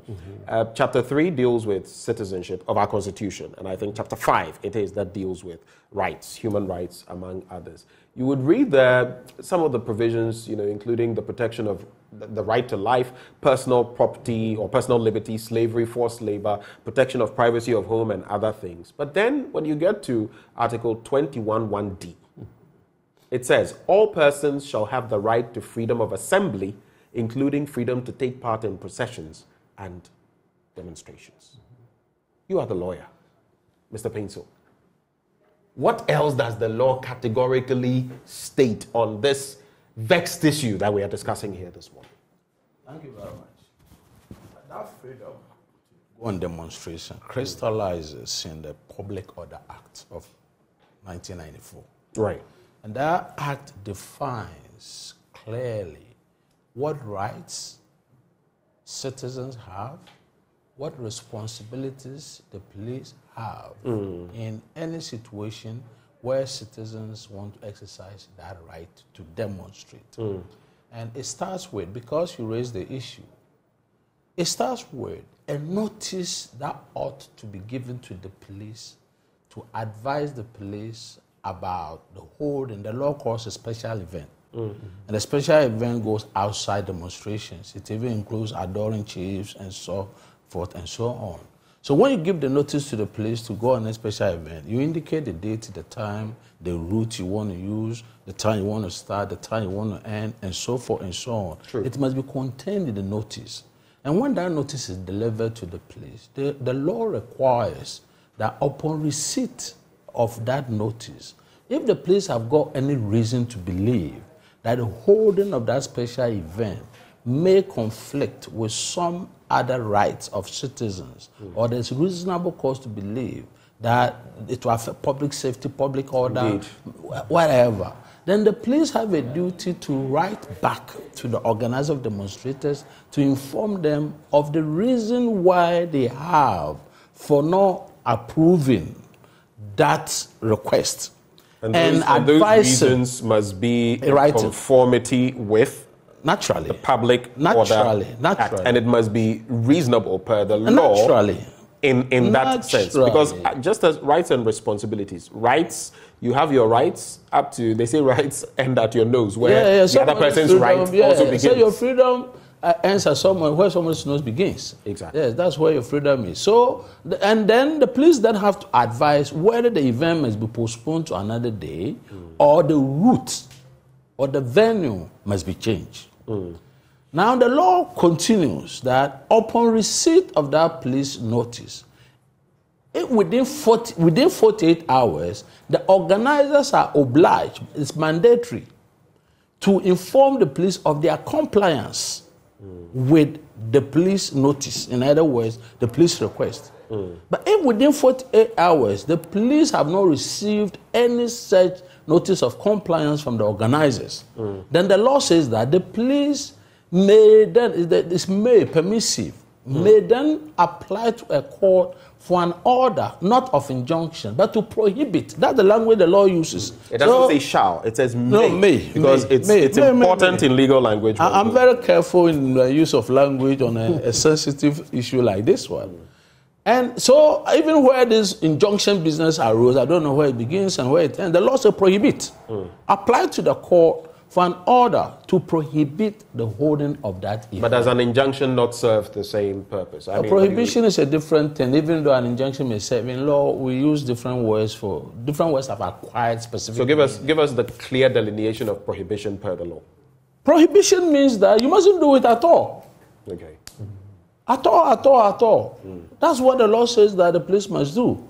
But of course, I'll admit, what is in the name? I mean, if an injunction will secure the same purpose. But the idea of an injunction obviously would mean, you see, let me tell you the problem I have with the law as it stands now. Right. As I speak, with due respect, I'm not even assured we've got what we call a legislative instrument that defines the nitty-gritties, what must do, because we are speaking generally of the police discretion and so forth and so on. But at the point where we are, if the police makes the application, the assumption, and see here a lot of assumptions come in. The assumption is that when the police has brought an application, it implies naturally that they've given notice that the event must not be held and must be prohibited. I mean, that's the assumption. Does the application for an injunction necessarily injunct, so to speak, the one who has been injuncted, so to speak, from embarking on whatever? Because I cited the issue of the EC, and very soon I'll cite the MPP versus the IGP. You are. We'll come to that. You see, there is a whole debate on that issue, but I will illustrate, because I think on this same show last week, I gave you some illustration about this point, that the mere filing of an injunction, dependent, and watch my lips, on the circumstances may operate to effectively restrain a person. What meaning that non-compliance or any step that you take, because every time that a matter is in court, we say it is sub judice. Sub judice means that you must not do anything with the intent or the idea of changing the outcome of what is in court. And when you do that, we say, well, you're acting prejudicially. I know that. So then there have been instances where, against the pendants of application for injunction, the person went ahead and the court made a finding of fact that that conduct amounted to contempt of court. And there have also been instances where the courts have heard that the mere pendency of an application for an injunction does not operate to restrain a party from going ahead. And I gave you the example of Expert Pekon, where a chief was restrained from performing certain functions and duties because there was an attempt to destole him. He went ahead and did it. He was convicted in the High Court. When it came to the Court of Appeal, the Court of Appeal said the institution of chieftaincy is too important for it to be allowed vacant, and that allowing a mere application injunction to restrain him would amount to So there are clear-cut cases. For example, when it comes to immovable property, land. Right. I mean, if you go and do X, Y, Z, for example, you put up a building, yes, you're already trampling on someone's rights. Right. If it comes to maybe taking down the building, that could also have its own consequences, because you went ahead, let's say, in contempt of court to, take over the land. But that is a more clear-cut issue. In this instance, what then does where then do we draw the line? You see, the determination is always ex post facto. The determination of this issue, that the pendency of an application. But if you have been served with it, because you see, that's why I'm saying that there's a whole body The of demonstrators law. claimed they had not been. Well, where were the organizers? You see, when we get into those areas, we are getting into some territory. And we must look at the facts as they are now. So let's assume they were served. Then I would say that the conduct of going ahead with the demonstration is clear contempt. Because on the state of the law itself, the law is very clear that when you have given notice and they have also given you notice, you are required to comply by telling them, or rather you are required to comply, to tell them that you are complying. In fact, it's very interesting. The language of the law is very interesting in those circumstances. It says that they must notify of their compliance. And the law says that if within 48 hours they have not given that notice, and they have also not indicated that they are willing to, not to go on the demonstration, then the next move. So the state in which the police move to court is suggestive that they have defied the police. So that's a simple matter of that. And the issue going on from there, so I would say, I would say without hesitation, that at the point that they decided to go on demonstration, where they knew that the police had not expressly approved. And you see, because you posed the question. But that's the whole point. Do they approve this? No. But it follows. You see, we do interpretation of law. Because the law does not use, every law that you have, lawyers will end up saying there's a lacuna, there's a gap. Now, and that's why it's only when these matters go to court that the court will have an opportunity of, stretching out all of these things to determine whether indeed the act of giving that notice amounts to an approval or it's not an approval. I'm not here to do the jurisprudence of the law, but I can say that from the interpretation that I place on the various sections, beginning with the fact of giving notice, beginning with the fact of the police notifying you to either stop or whatever, leading to the third situation. So I would say that any time that the matter has come to court, it suggests very clearly that the police have indicated, whether you call it approval, whatever name we call it, what it means is that the police have demonstrated demonstration must not go on. The organizers, Yes. Democracy Hub, you say they must then get back to the police service and express their compliance. Naturally, that's what the law says. They express their non-compliance. Yes. In other words, Yes. saying, we are defying you, Yes. we are going ahead with the demonstration. In such an instance, what does the Ghana Police Service do? Because then you can pursue a case of their contempt in court of the court's order.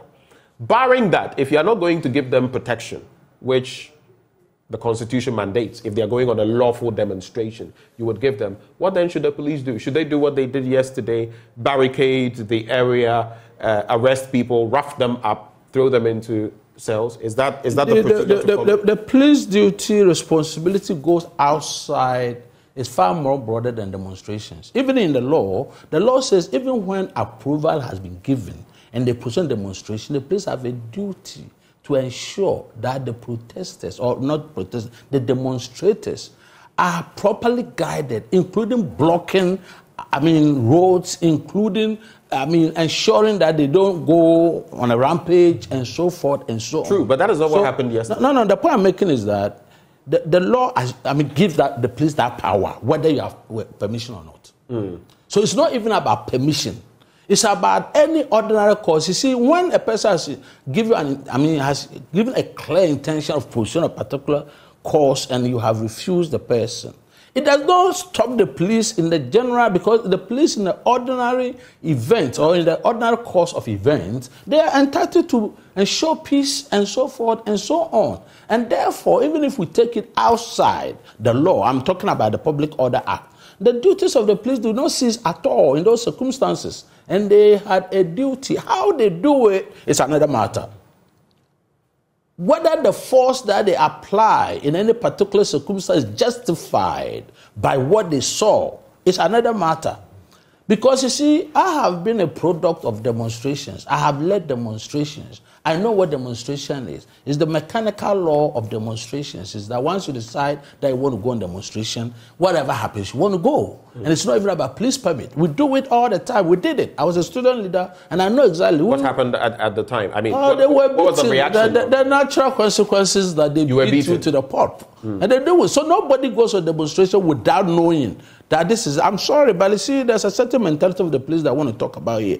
But the real point of the matter is which is contrary to the law. Where they do it. And let me tell you what, anybody who organizes demonstration must reasonably know, believe, and anticipate that half of the people who come, in the university we said souvenirs, we do all manner of things. So it's not possible that you organize demonstration, you think that you are leading holy angels on a procession. It doesn't happen. And therefore, anytime, and please, you see, with some knowledge of literature, we've got what we call the Shakespearean mob. Anytime 2-3 people who are otherwise reasonable as you can think, when they come together, their mood and everything changes, you cannot predict. And with due respect, I would say that to amount to irresponsibility on the part of the Ghana police when they have knowledge of the gathering of any 2 or 3. The Bible says whenever 2 or 3 gather in the name of the Lord, he is there. But this is not about the Lord being there in the presence of demonstrators.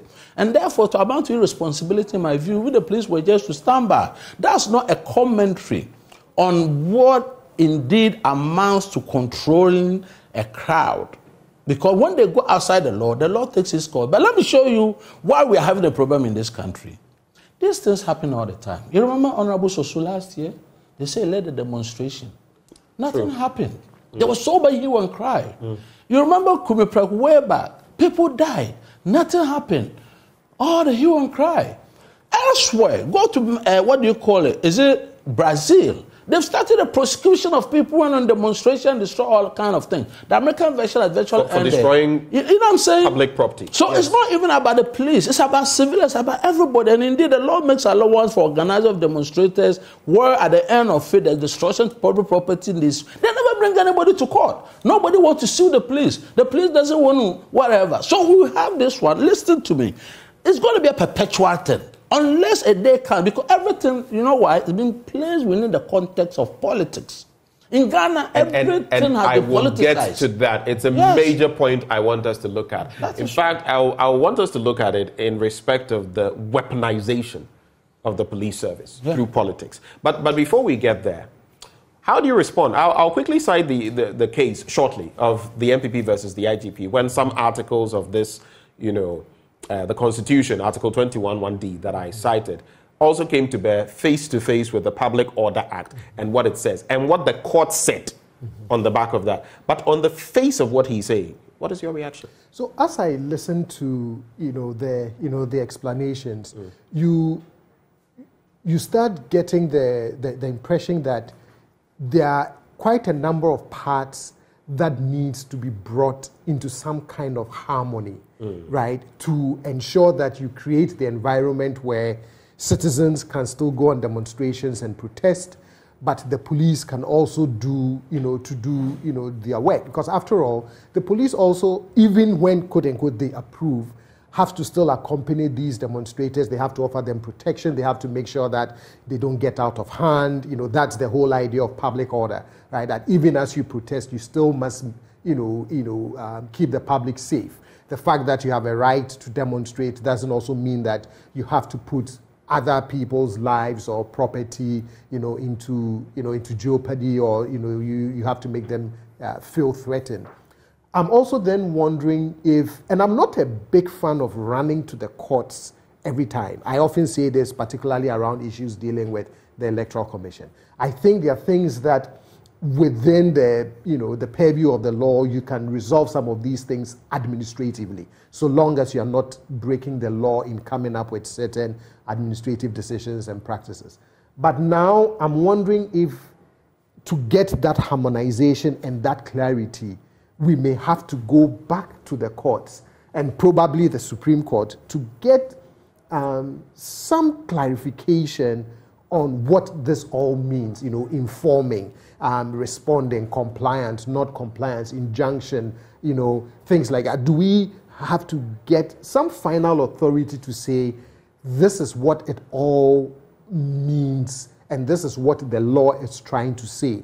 Because we keep coming back, to these things. I mean, you remember a couple of years ago, it's what like happened? securing a technical knockout, finding a way of, we can't knock the person out, in terms of knocking them out and then having them fall down. So let's use the technical route where you've not knocked the person out, but the referee says, that the fight is over when you're raring to go. Well, let me cut in here. I've been wondering, why is it that it's the police which always goes to court? We'll get to that. Thank you. Why is it always the police? That is all. And has the police become a sort of poodle in a way? I mean, and then why do they discuss the issues, really? And then why do they also then go at the very last minute? Because and that's the point I was getting to. 1 month notice. Right. Then you wait for the dying. It then suggests some ill will, some ulterior motive. Right. So it may well be that it's a step in the right direction, but then when you do it at the hour that you do it, it reinforces all of the already existing, perceptions, mistrust in the institutions, and say, so if you wanted to, seek an injunction, or why didn't you do it 2, 3, 4 weeks ago? Why the day before the supposed act? And even at night. Right.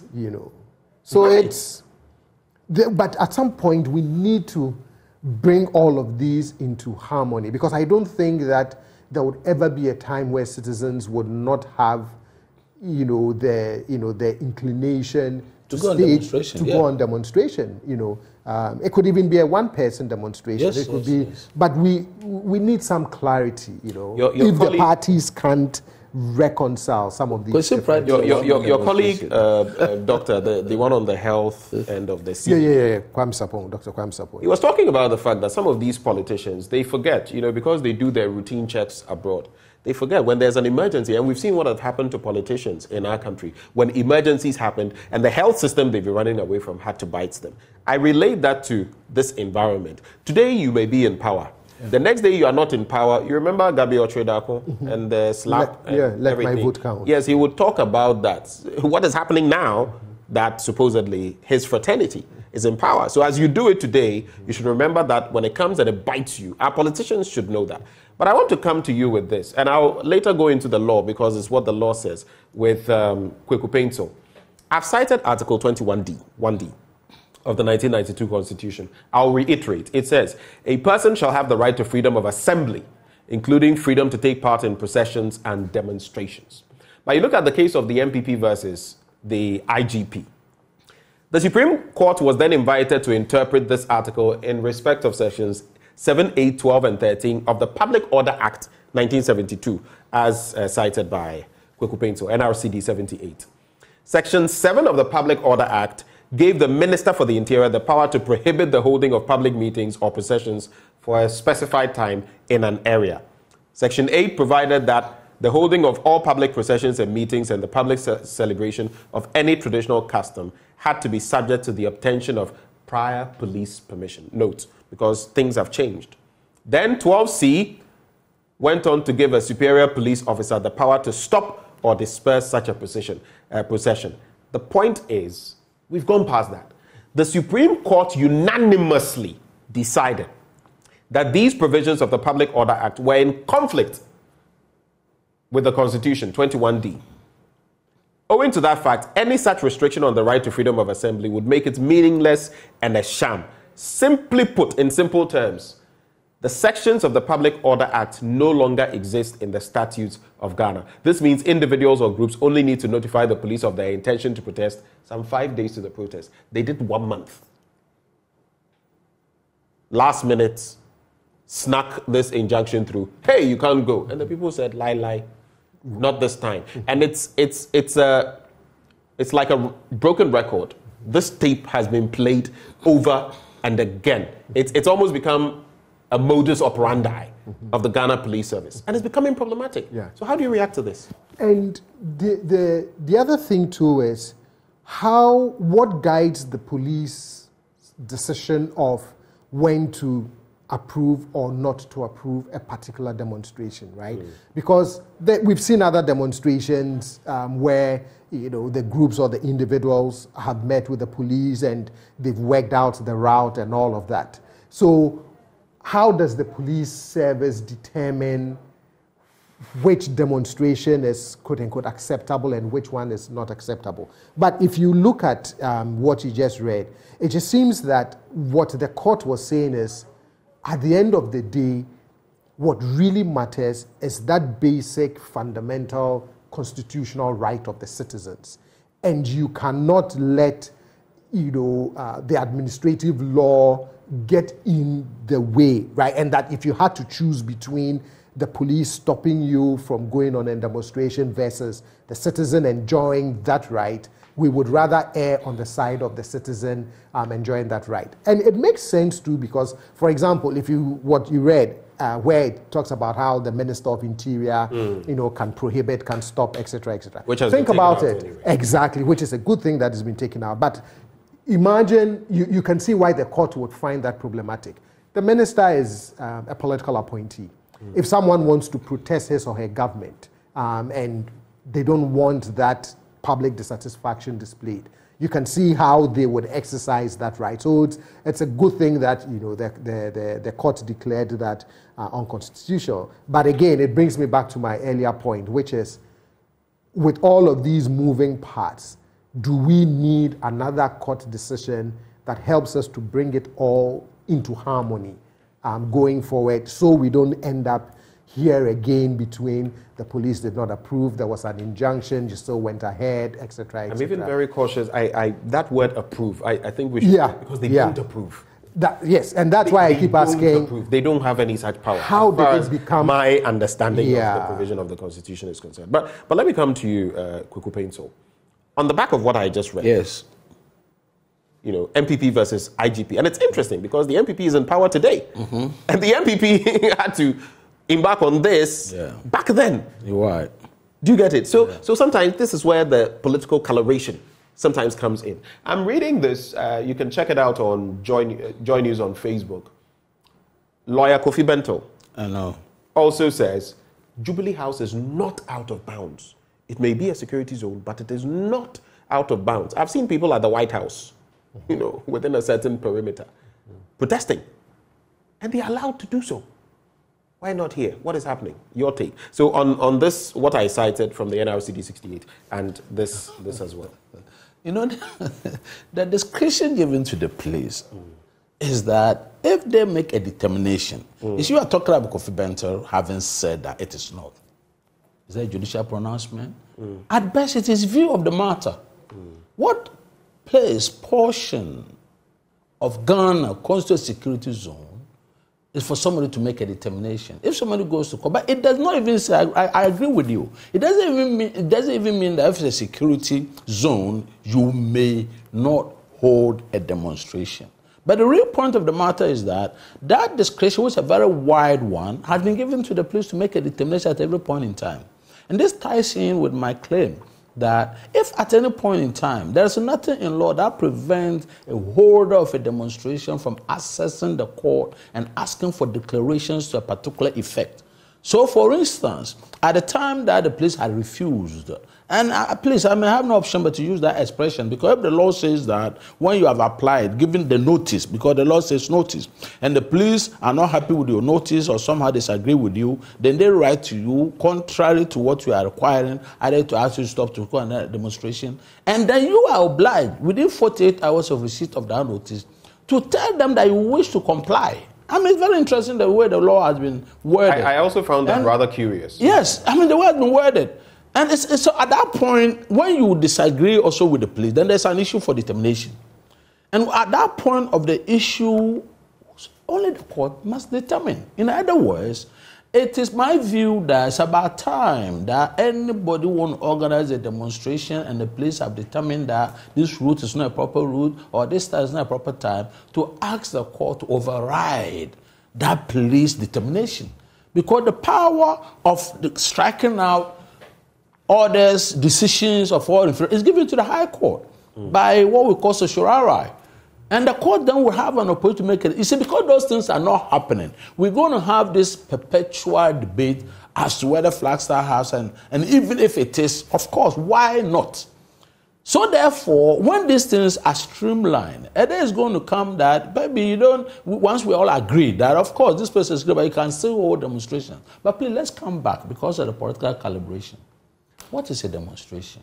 What is it that you want the public to hear? Why is it that you think it must be done in a particular place for the Ghanaians to hear? Have you not heard enough? Even this debate that is going on, is it not enough? If you fail to come out in whatever, please, I've been a convener of demonstrators and whatever before, so I'm not pretending. In our time, what we do is that we wait till a day or two before the event, then we'll give you the notice that this is what we're going to do, because we're operating the university has its own regulations and stuff like that. And we were doing it, we were just being mischievous, because whatever you say will not matter, because what we decide to do will go on in any case. We're not even applying to anybody. We'll do it with all the risks involved. But it's about time in the constitutional dispensation that we need to sort out all this very clearly. So my clear view on this matter is one that it's about time that citizens who have rights must also activate those rights through proper channels. So in other words, you want, because like you said, the determination served to the police, or whatever determination they had arrived at, these demonstrators could have gone to court. Naturally. To quash that determination.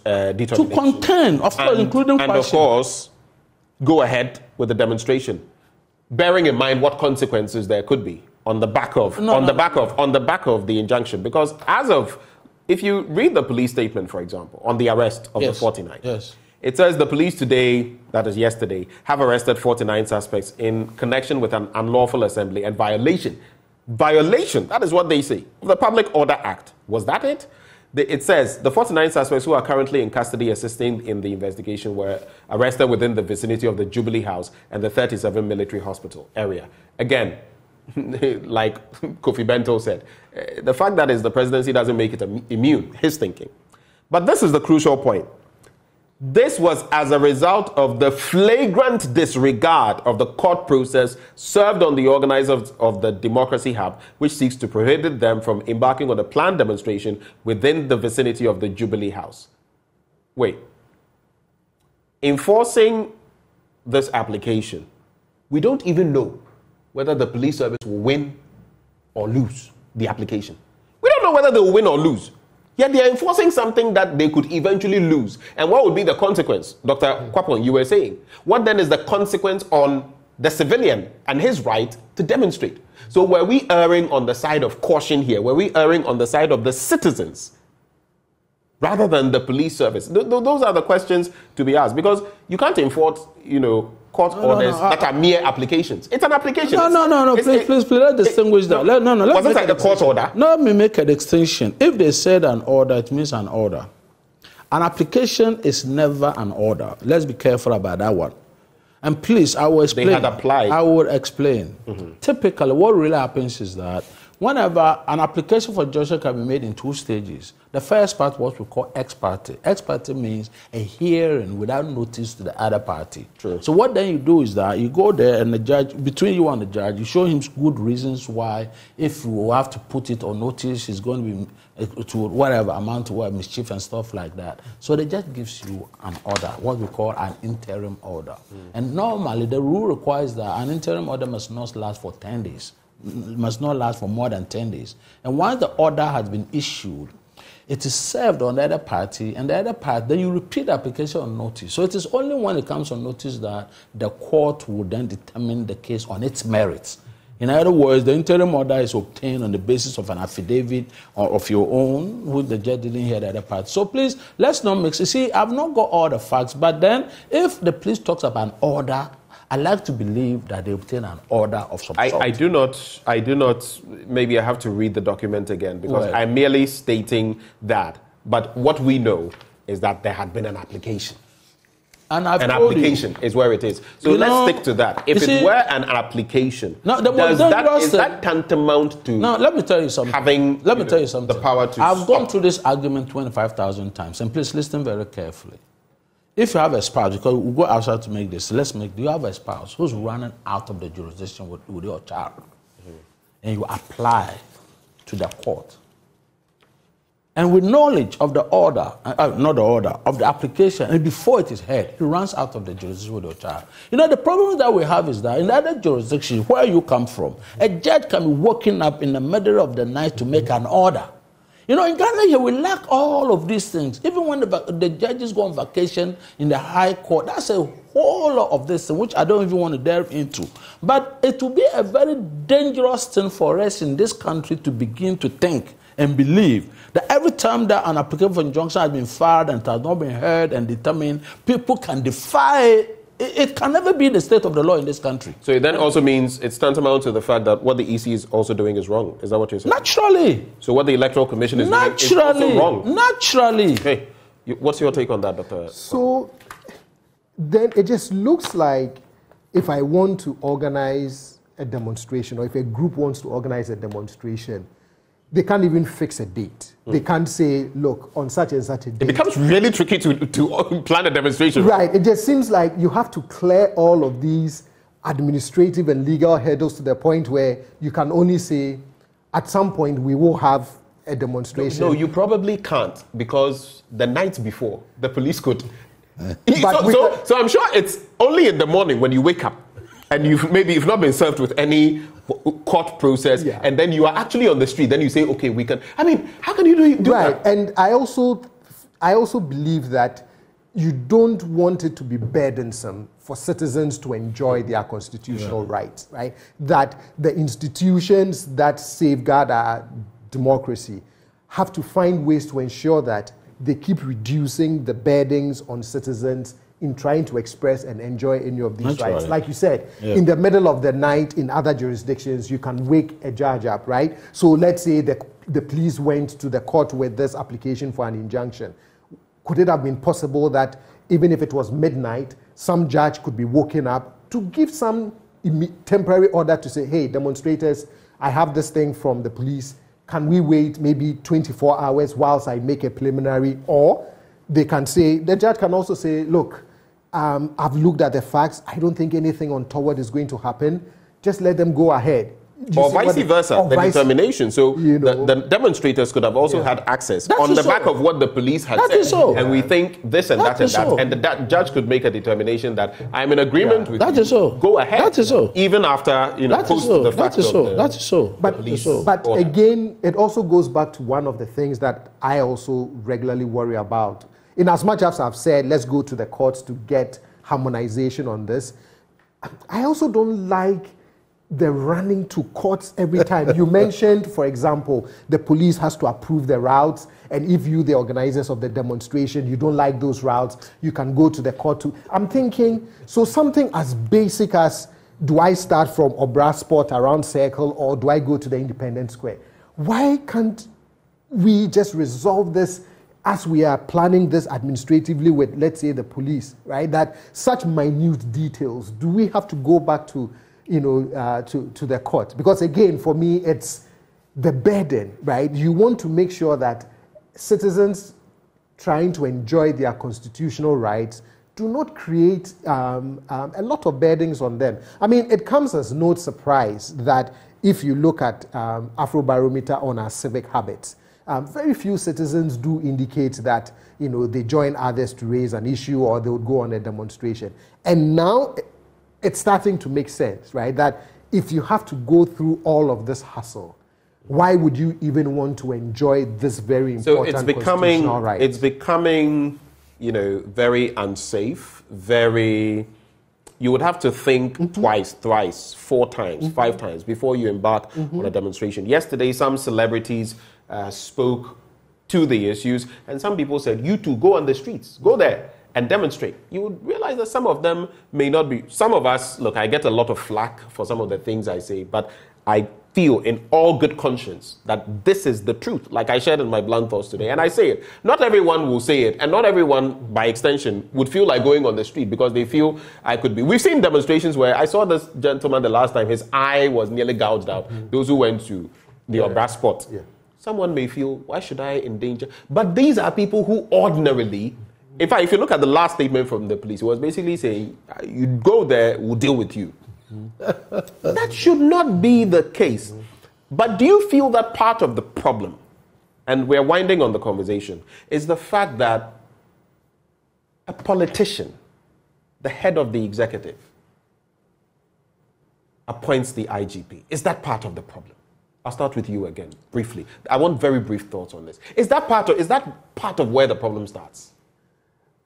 I always say, but in other jurisdictions, where the president has appointment power in certain, key roles, you can still see that independence in the exercise of the this powers. This is Africa and this is Ghana. Exactly. So maybe it is part of the appointment process. Perhaps you want to, depoliticize, the appointment process. But at the same time,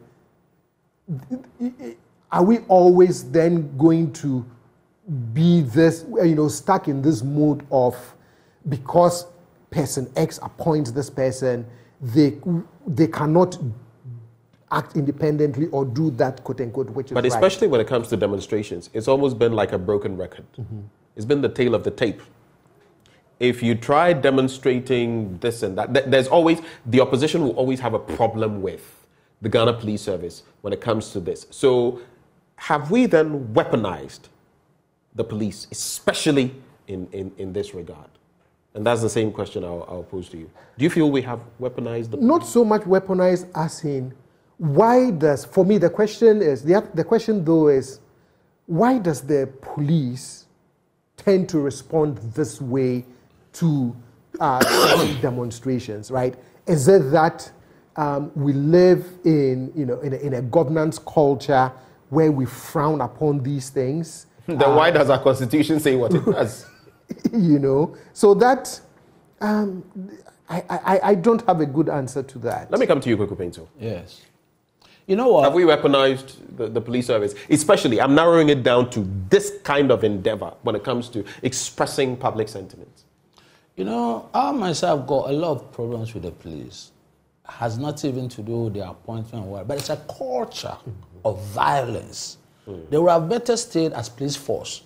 Police service is a fraud that they commit on Ghanaians by telling there's a police service. Police service. The name police service is a fraud. It's a fraud on Ghanaians. Because the entire culture of the Ghana Police Service is that of brute force. They cannot understand even the use of discretion, even in ordinary circumstances. It's all about master say. And dealing with the police is the most frustrating part of my own practice as a lawyer. Because they don't seem to, and I always wonder what is it that goes into their training. So that's where possibly we may need to start from. And that's where we need to start from. Your ordinary policeman, he doesn't even know of cautioning somebody. Once he believes you have got, then you must either pay bribe or he'll take you to court. He doesn't even, I keep on telling them. Now listen carefully. What does the Bible say? The Bible says that go and sin no more. It's part of the law. Yeah. Because I tell them every day that listen to me. If you have to arrest everybody and take it, the judge will not even find time to eat. But to be fair to them, at least they do some of that. The motorbike riders now. Yes. The motorbike crowd may not be up to the 1,000-something seats. Yes. So now a lot of them they do, because if you want to follow what you do with those with saloon cars and buses, basically you will have to go and sell the motorbike. So at least they do that in a way. No, but in most ways they are not sticking. They only do it because they get something. Without something, they will never leave you. I mean, the whole culture that they must always take money. We do respect, but we must say it because we pay for the uniform that they wear. You know what I'm saying? So I would pin this down to police culture. And also, we all lack the democratic temper. All of us, Ghanaians, you have to be in power, exercise all the power, you get out, and the next time. So it's about time. I'm only hoping, from 1992, we've gone so far. Even now, I'm still hopeful. Every day, we cannot say that the same conditions that existed pre-1992 are the same conditions. Definitely but we need to do a lot to be able to have the kind of atmosphere in this country where if I and my children decide they want to have a demonstration or local this thing, we can just go and pitch the roadside, do whatever we want to do, and come home with assurance that nobody's going to come with a baton. You know what this reminds me of very briefly? I remember there was a Black Lives Matter demonstration in the US. Yes. And people came, White Lives Matter, and they came in, and everything went smoothly. That is so. You know, some here would talk about, no, they also came and they were doing their own thing too. That is so. And they were allowed to do it. And some of it was very spontaneous. Exactly. But looking it wasn't at, even planned. Yes, but if you look at the legal context in Ghana, I even wonder if a spontaneous demonstration because now they say you must go through a certain rigid process where the likelihood of being granted permission to do any such thing, the red tape is bewildering. But to come to the point, all these discussions we're having is because we gave ourselves a constitution in the Fourth Republic. After all our checkered history of military putches and all of that, Otumfuo has now been saying, look, African leaders, take note, because no one wants coup d'etats and all of that. But now we are talking about them because they are in the sub-region. But do the right things, because if you don't do them, those are the very things that push people for implosions and explosions to happen. Why am I saying that? Our constitution says we've adopted this, our aspirations, our ambitions as a people. That's why some people say maybe we should relook at the 1992 constitution. It appears that in many ways, including in this instance, whether you put the Public Order Act by the 1992 Constitution or whatever, the bidding of political parties are being done, executed. From where I sit, I think that it's a recipe for disaster if, like you said, we don't find some solution to it. It could lead to an implosion. It could lead to an explosion. Because when people have to hold a lot of emotion, eventually, they will have to bring it out. What then do we do to avert such a situation? Court? Going to court to find some specific delineation of what the law should be? Should we tweak the constitution? What do we need? You know, if you look at our political history or constitutional history, we started with the 1960 Constitution, which was a very thin document. We came to 69 Constitution, which became enlarged. We came to 79, getting bigger, 1992, the bigger and the bigger, because we believe that only by specifying, stretching out every area. Of course, 1960 Constitution didn't have any provision on fundamental human rights at all. But then when we come to 69, we decided to make allowance for the excesses of the Nkrumah government, and now the fundamental human rights have been increasing up to 1992 Constitution. But what we lack, you see, that's the accusation against us Africans, that we adopt institutions and we adopt provisions of other constitutions, but working it out as a people. Because those places, the point that they reach where they got that provision there, in America, it was through a civil war. They went through because all these checks and balances came into their system. So we also, I'm talking about the democratic temper, which must be part of democratic governance, which is part of what we as a people. A time has come in this country that however large a group, the police will even help them, assist them, make them merry. And let them have their destiny, have their say. And the organizers of these demonstrations will also begin to use, with respect, civil language, organize themselves so well, avoid insults, and so forth and so on. Because every time when we go on demonstration, the police who have come in, we have ways of provoking them. I'm talking about provocation. What is your demonstration? In America right now, the auto workers, they are going demonstration. They are standing by the roadside. They've got their placards, and people are honking, and people are giving them. It's the most civilized way of demonstrating. We never do those kind of things here. Every demonstration must be accompanied by violence.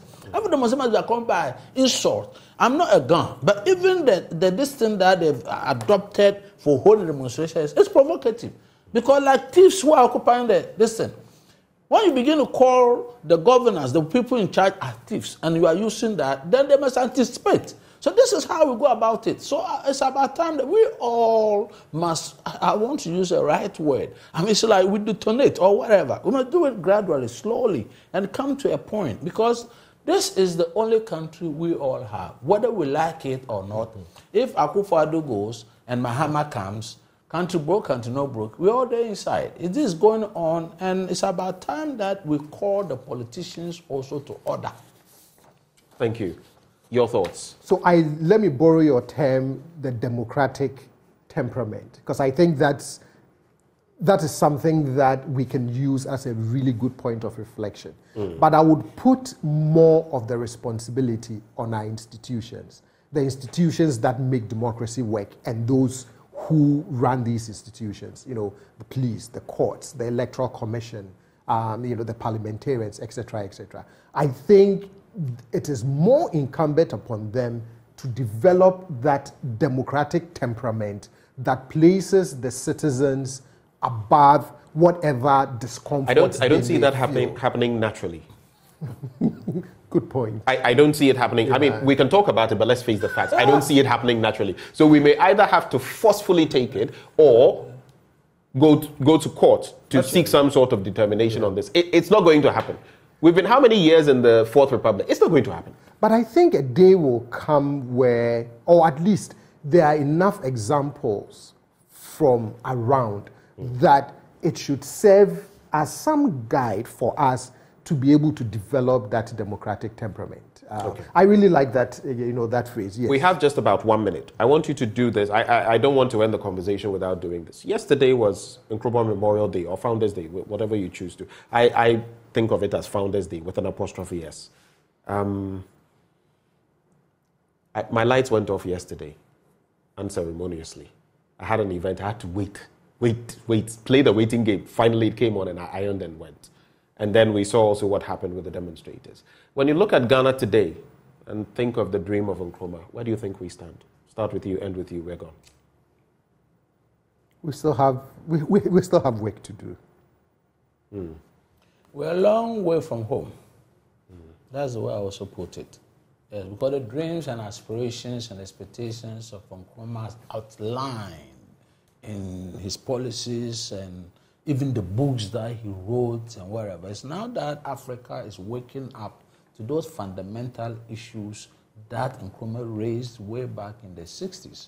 And I'm hoping that that dream will one day be achieved. Maybe it's not about generation, but we've got a duty to ensure that we continue with a well-laid path which will ensure that generations after us can build upon it. That's the way I want to put it. I shared this in my blunt thoughts. I'll share it again because these are the words of Nkrumah. He says, "We have awakened. We will not sleep anymore. Today from now on, there is a new African in the world." I don't know though. Is there a new Ghanaian? Well, Nkrumah also said, if you remember, African is a new type of man, a dedicated, modest, honest, and devoted man, a man who submerges self in service to his nations, a new kind of man whose modesty is his integrity and whose meekness is his strength. Africa needs a new type of man. Nkrumah said it. He did? Yes. That new type of man. Yes. I don't think we found. We have not found that new type of person. That new type of. Indeed. Thank you for the correction. Man or woman. But you know, especially in the law, when we use these terms, they are generic. They are not.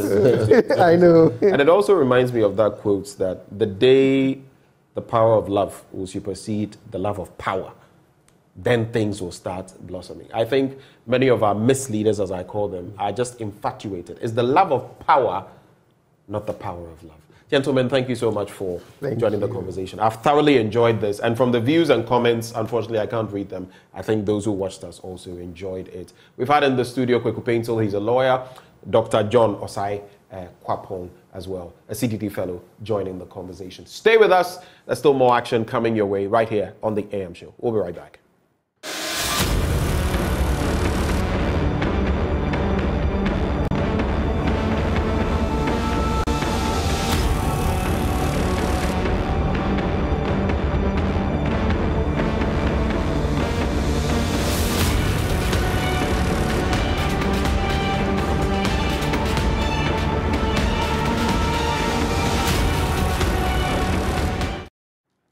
Welcome back on the AM Show. Time now for us to go to the Upper East region. But before we do that, we're going to take a sneak peek at day 2 of the Occupy Julobi demonstration. And James Kwesi Aveji is on hand. James, I know you've been following this process. What is the latest you can report to us?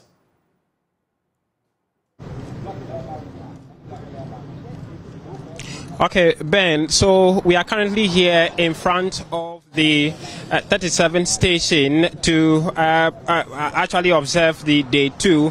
From yesterday, we've been told that despite the series of arrests by the police yesterday, the organizers make us understand that they would be continuing with day 2. And so we are here.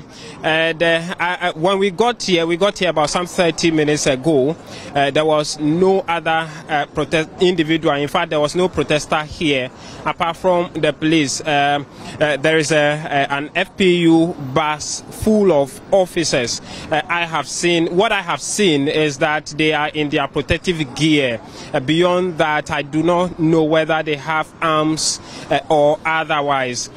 They also have some 4 pickups. One, in addition with the FPU in front of the 37th station, and 3 other pickups parked in front of the Senegalese embassy right across the road. And so just a while ago, the main convener for the protest, as you can see behind me, Oliver Bakar-Vormawo just arrived and has been engaging the media. Apart from him, we also have EL, who just arrived. Musician EL is also here. I'll be having an interaction with him to know why he's here this morning. EL, thank you so much for your time. Good to see you. Yes. Why are you here? I'm here to show solidarity, to show support. To actually put actual boots on the ground.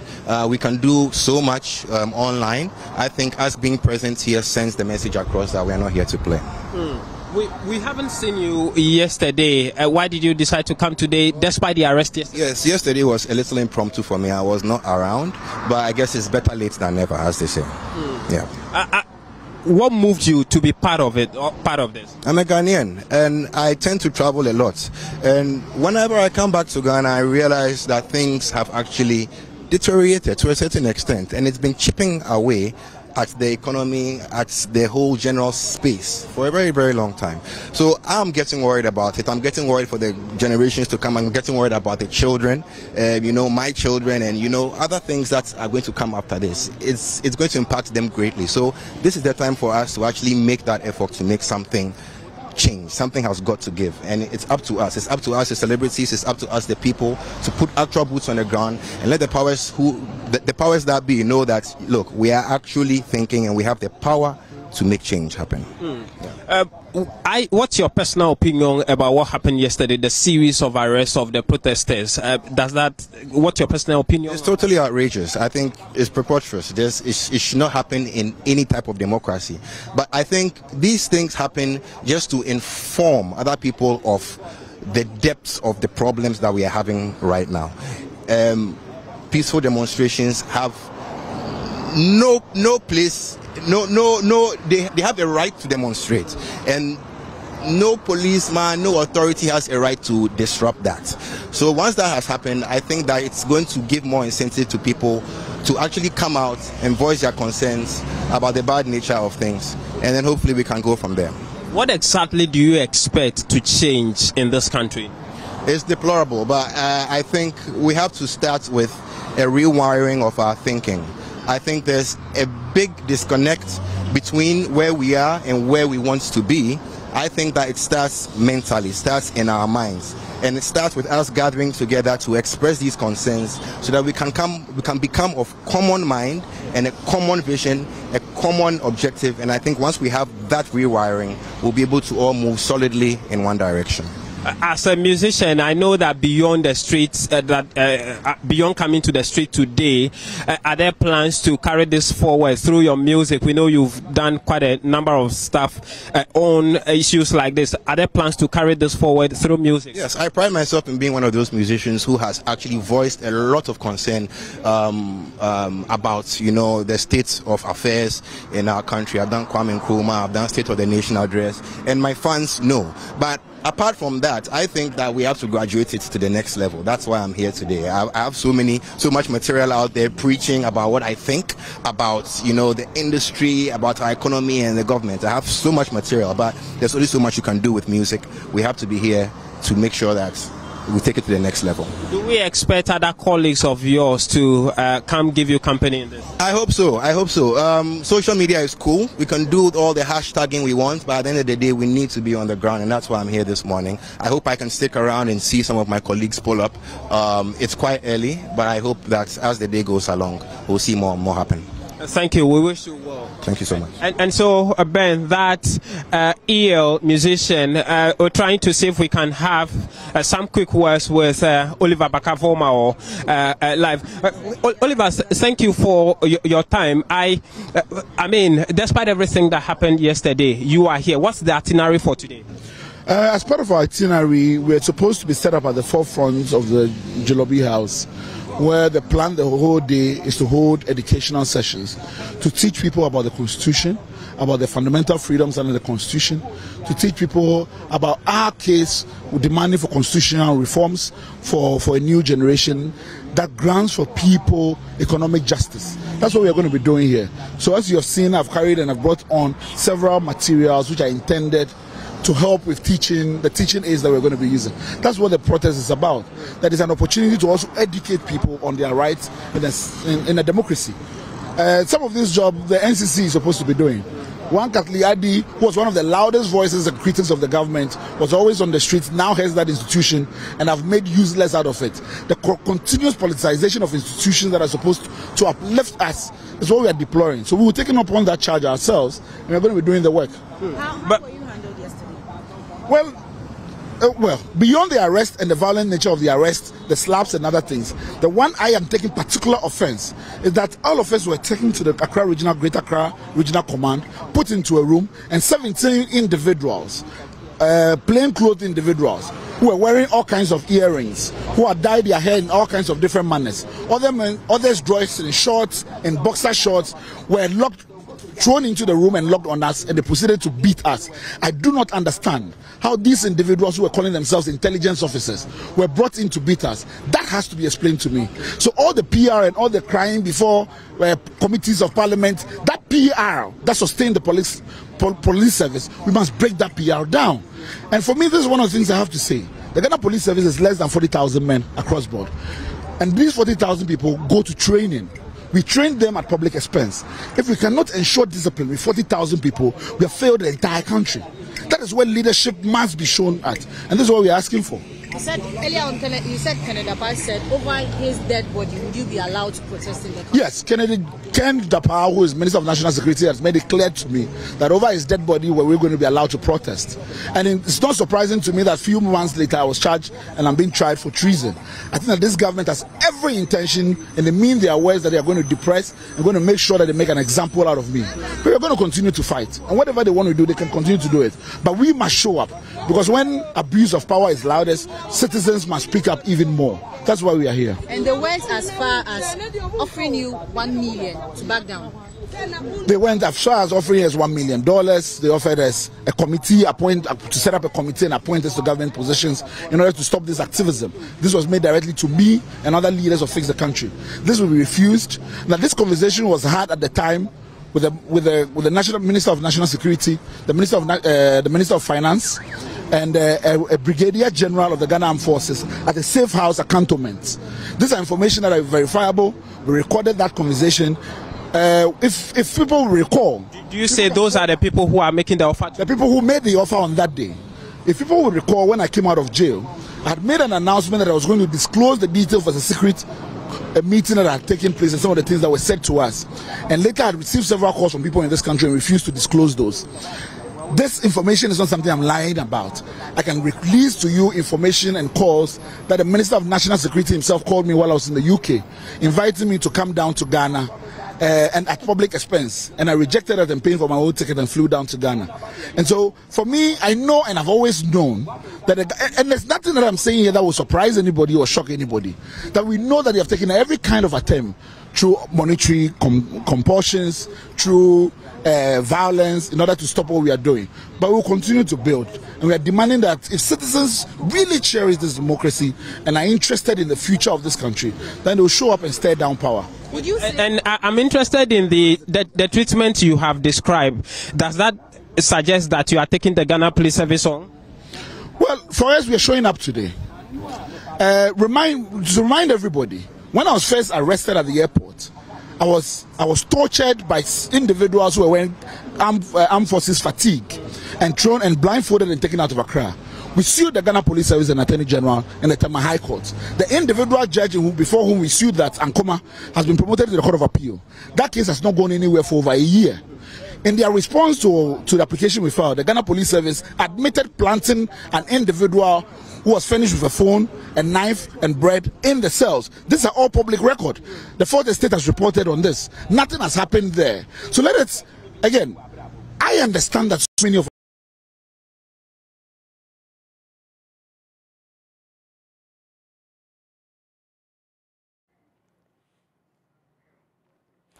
Well, it's sad how technology has, interrupted this. But we'll try to reconnect with them before we continue the conversation.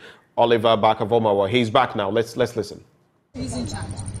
I absolutely believe that any right-thinking member of our society who will be told that a Facebook post is evidence that I am mobilizing forces to go and overthrow a government, when never in our history has a single individual, a civilian, overthrown a government.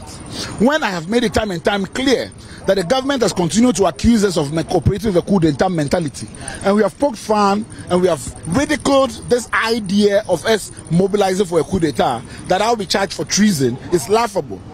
But for over a year now, nothing has happened with the case. I have been stopped here. I was a PhD student in the University of Cambridge. I have not been able to travel because the government seized my passport. But nothing has happened in the court. We haven't even started trial to this date. So where is the evidence?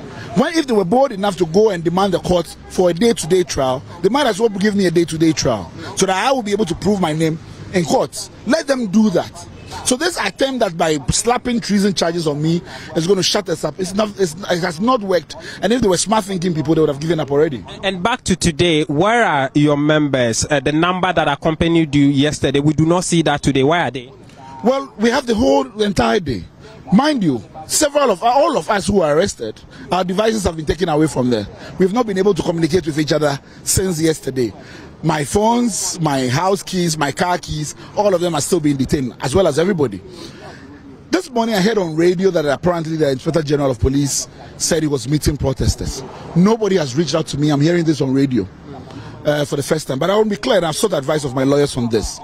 I have zero interest in speaking or engaging with an IGP who continue to prosecute me. There are 4 prosecutions against me as I speak today. An IGP, when even the British High Commissioner tweeted that you are following my case with interest, released a 7-page letter claiming that I was a coup plotter who was looking to overthrow the government. What conversation do we have to say to each other? He's part of the systemic oppression of Ghanaians. And I'm not interested in any photo op that would create an impression that all is fine with this democracy. It is not. So that's why I'm not entertaining that. By the way, you've had some moment of engagement with the police. What have they been telling you? Can you be clear as to what you mean by moment of engagement? I mean, when you arrived, before I approached you, you've been having some interaction with a police officer. What has he been?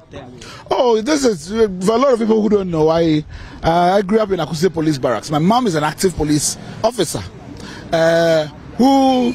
Of course, he was stationed when I was a little boy in Akuse Police Barracks, and we're having conversations back to the old days when there was promise in the service. Nothing in relation to this. Preventing a musician like EL from standing here to draw crowds. But the attempt is, again, the police are very clear and strategic on what they want to do. EL has come up to show up as he has promised online that he was going to show and invite his followers to do so as well. By preventing him from showing up, the whole idea is to depress the crowds so as not to embarrass the government. That's what our institutions have become sensitive to. This idea that we must not embarrass the government at all costs. And so even when the truth must be said, they continue to deny it. It is in this democracy that when I was arrested and put in jail, The police service that has never fed inmates in those cells, never fed and continues to this day, has never fed anybody, released a press statement claiming that they continue to feed inmates. Till this day, over a year, our right to information request asking them to provide us the meal plan, how much is spent on persons who are detained by the police service, has still not been responded to.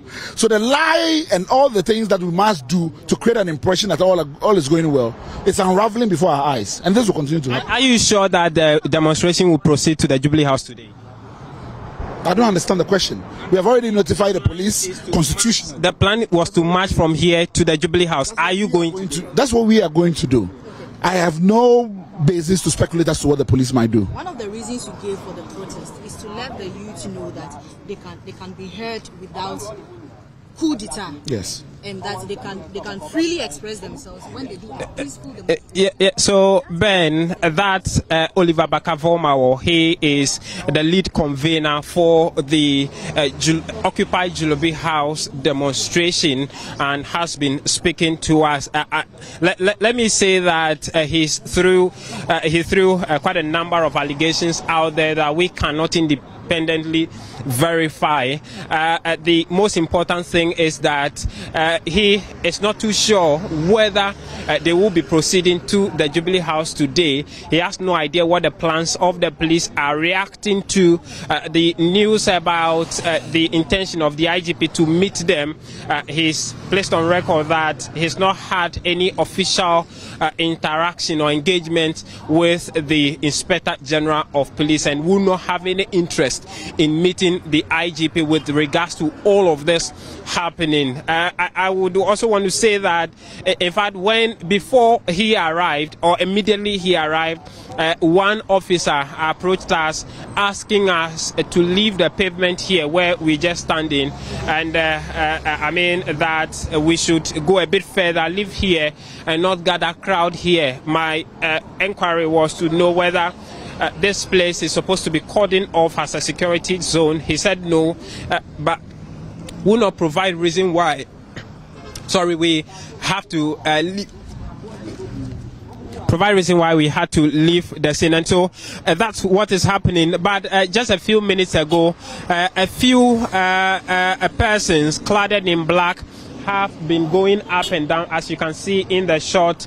A few of the youth are gathering one after the other, and we would only presume that they should be members of this demonstration, massing up to continue with what they had planned to do yesterday. The communication is that from here, if the numbers grow up, they would attempt marching to the Jubilee House to continue with the demonstration. So that's what's been happening here this morning as far as the demonstration is concerned, Ben. Right. James Kwesi Aveji, thank you so much for being out there for us and bringing us the scoop. Interacted with musician EL and Oliver Mause Baka Vomawo. So just to recap quickly, though we cannot verify, he says his car keys, his phone, his house keys were taken away from him. He has zero interest in meeting the IGP. And he also says he has evidence to prove, though we cannot substantiate now, what he said, that there was some attempt to offer him, together with his cohort, $1 million by the National Security Minister, Minister of Finance, and a general of Ghana's army. That is what Oliver Mause Baka Vomawo said on air. Let's move on to our next conversation as we cap off the show. Of course, we'll wait to see whether he can provide evidence to that effect. But 9 people have been killed, at least 9 have been killed in an attack in the Upper East regional town of Pusiga, in what is believed to be related to the chieftaincy conflict in neighboring Boku. The attack is said to have occurred this morning when heavily armed men ambushed a convoy of police personnel escorting traders from Boku to Sinkasi in Togo. It's not actually this morning. But joining us for that conversation, we have Awal Ahmed Karyama, Executive Director, Rise Ghana, and Albert Sori, our Upper East correspondent. Albert Sori, if you can hear me, what is the very latest you can report to me on that incident before I move on to Awal? Yes, Ben. So you just read that the incident took place this morning. It was actually yesterday. Yes, morning. I actually just corrected that. I mentioned that it wasn't actually this morning. So the latest is that the death toll from our police sources is that it is now 10 people. As an update from what the 9 that we reported yesterday. And that is the situation. As we speak, they haven't yet been able to arrest any culprit. Some more people are still in hospital following the injuries that they had from that attack yesterday morning. And so that is the current situation. Let me bring in Awal Ahmed Karyama. Do hold for me, Albert. Sorry. Awal. So on the back of these developments, I mean, what do you make of this standoff and now the carnage, if you like, the many people who have died and counting? Yes, so good morning to your viewers as well as those who are streaming with us via other mediums. And then I think that it's unfortunate that this situation has come, and it's a bit of a shock to everybody considering the progress that the place have had in terms of the peace over the period of time. So we've had a relative calm in the area, and it's so shocking to realize that all of a sudden the situation has gone to deteriorate like this. So this is an unfortunate incident, and if depending on the way the response mechanism is executed, it can worsen the situation and delay the peace process and the relative calm the area is already experiencing for now. I'll come back to you shortly. Albert, sorry, how long has this chieftaincy dispute festered? How long has it gone on? Well, it resurfaced sometime in 2021, and that is how long the recent resurgence of this conflict has been. And this will not be the first time that a bus or a vehicle has been ambushed outside of Boko. Earlier this year, we had reports of similar incidents in Binduri, in Waliwali, and other places where traveling vehicles suspected to be traveling outside of Boko to other parts of the country were ambushed and attacked. And so that is the situation. What we understand is that probably these kinds of attacks are happening because the security in Boko has become tighter, and people feel that in order to be able to attack, presumably their enemies, they will have to take advantage of certain obscure. We seem to be losing Albert. Sorry. I'd wanted to find out, of course, we know the Boko situation has been a long-lasting, situation. I'd wanted to find out whether this chieftaincy dispute is essentially tied to what is happening or what has been happening in Boko. Albert, sorry, I believe you can hear me now. Is this situation tied essentially to the dispute in Boko proper, Boko itself? What the authorities are telling us is that is what they suspect, because when this bus was attacked yesterday, it is not known if it was robbery, because nothing was taken from the traders. But that could also be because the attackers may have tried to escape, before help arrived. But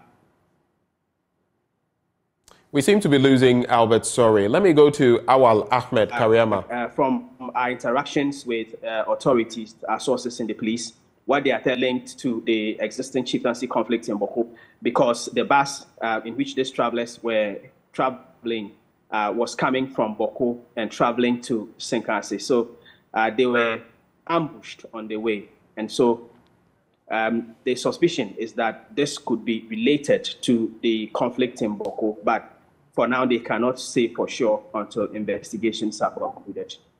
Awal, how much of a worry is it that these instances keep happening on some stretches in the region? In recent times, we heard of other stretches that had also, met with similar incidents. What is your reaction to that, and what do you think the way should be moving forward? Yes, so I think that is a very serious source of worry for all of us who are watching the Boko situation.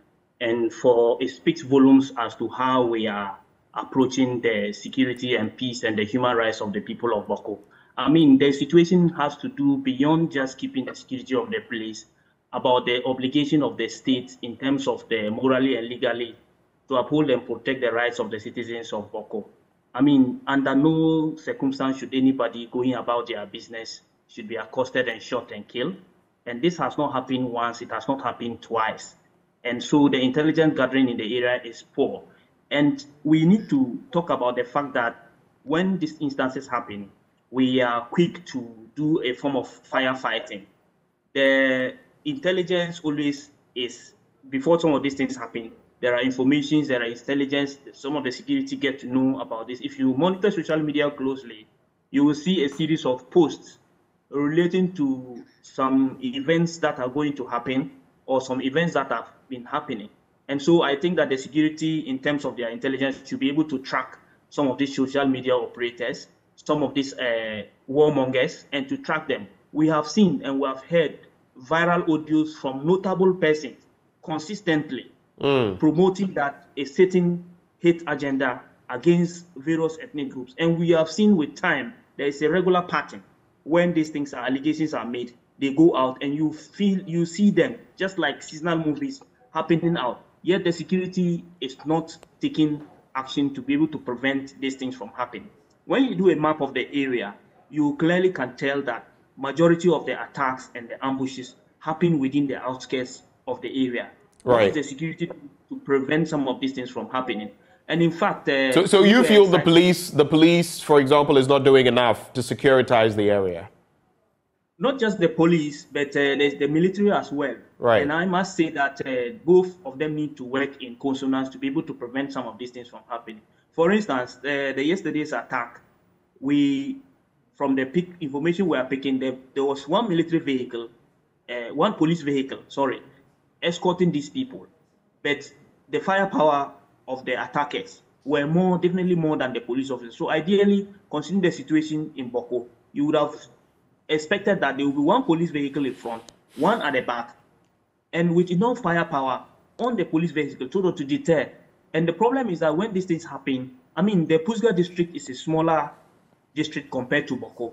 And if you are talking about 10 gunmen in a small district like Pusga, and that up to now we have not been able to effect any arrest, then it's serious. And some of us have mentioned in other discussions that Boko is becoming the weakest link in terms of the danger of people taking advantage to destabilize our whole country. Insurgency. And we are saying that, yes, insurgency. Boko has, you see, there are grievances that are unresolved. If a particular group of people feel that their rights are being trampled upon, they're unable to go about their business, they're unable to exercise their rights to free movement, then somebody comes to build on that grievance that has not been addressed. Then it creates a system where people are able to create confusion and sustain. And I must put it in context that we need to begin to see the issue of Boko as a serious act of violent extremism. If not violent extremism, what will make a group of people get up and take weapons, sophisticated weapons, and accost people who are traveling and just shoot at them? So increasingly, we are not paying attention to Boko, and we are appeasing the sections that are involved in this conflict. And I want to send a very strong signal to political leaders, duty bearers who are responsible for the peace and security of the area, that they should remember the old English adage that says that an appeaser is someone who feeds a crocodile, hoping it will eat on him last. So they keep appeasing the various sections in this conflict, hoping that they are doing their bidding and things, but they will turn their weapons against them. Right. And we have seen recent threats against political figures in the area. Wow. And so we must understand that everybody is at stake, is at risk. All right. Awal, thank you so much for joining the conversation. Awal Ahmed Karyama, Executive Director, Rise Ghana. And of course, we had our correspondent from the Upper East region, Albert Sori, joining the conversation as well. This, Ghana 4, is the state of affairs. This is what it has come to. My name is Benjamin Akakpo. Thank you so much for having joined us for the AM show this morning. Let me just wish one more time to our brother correspondent reporting from the OT region, Peter Senu. You're a wonderful gentleman. Thank you for being a part of our team. and a very happy birthday to you. On that note, I'll knock off and allow the Joy News Desk team to come through. But from us to you, we love you. Thank you for watching, and stay for Joy News Desk. Up next.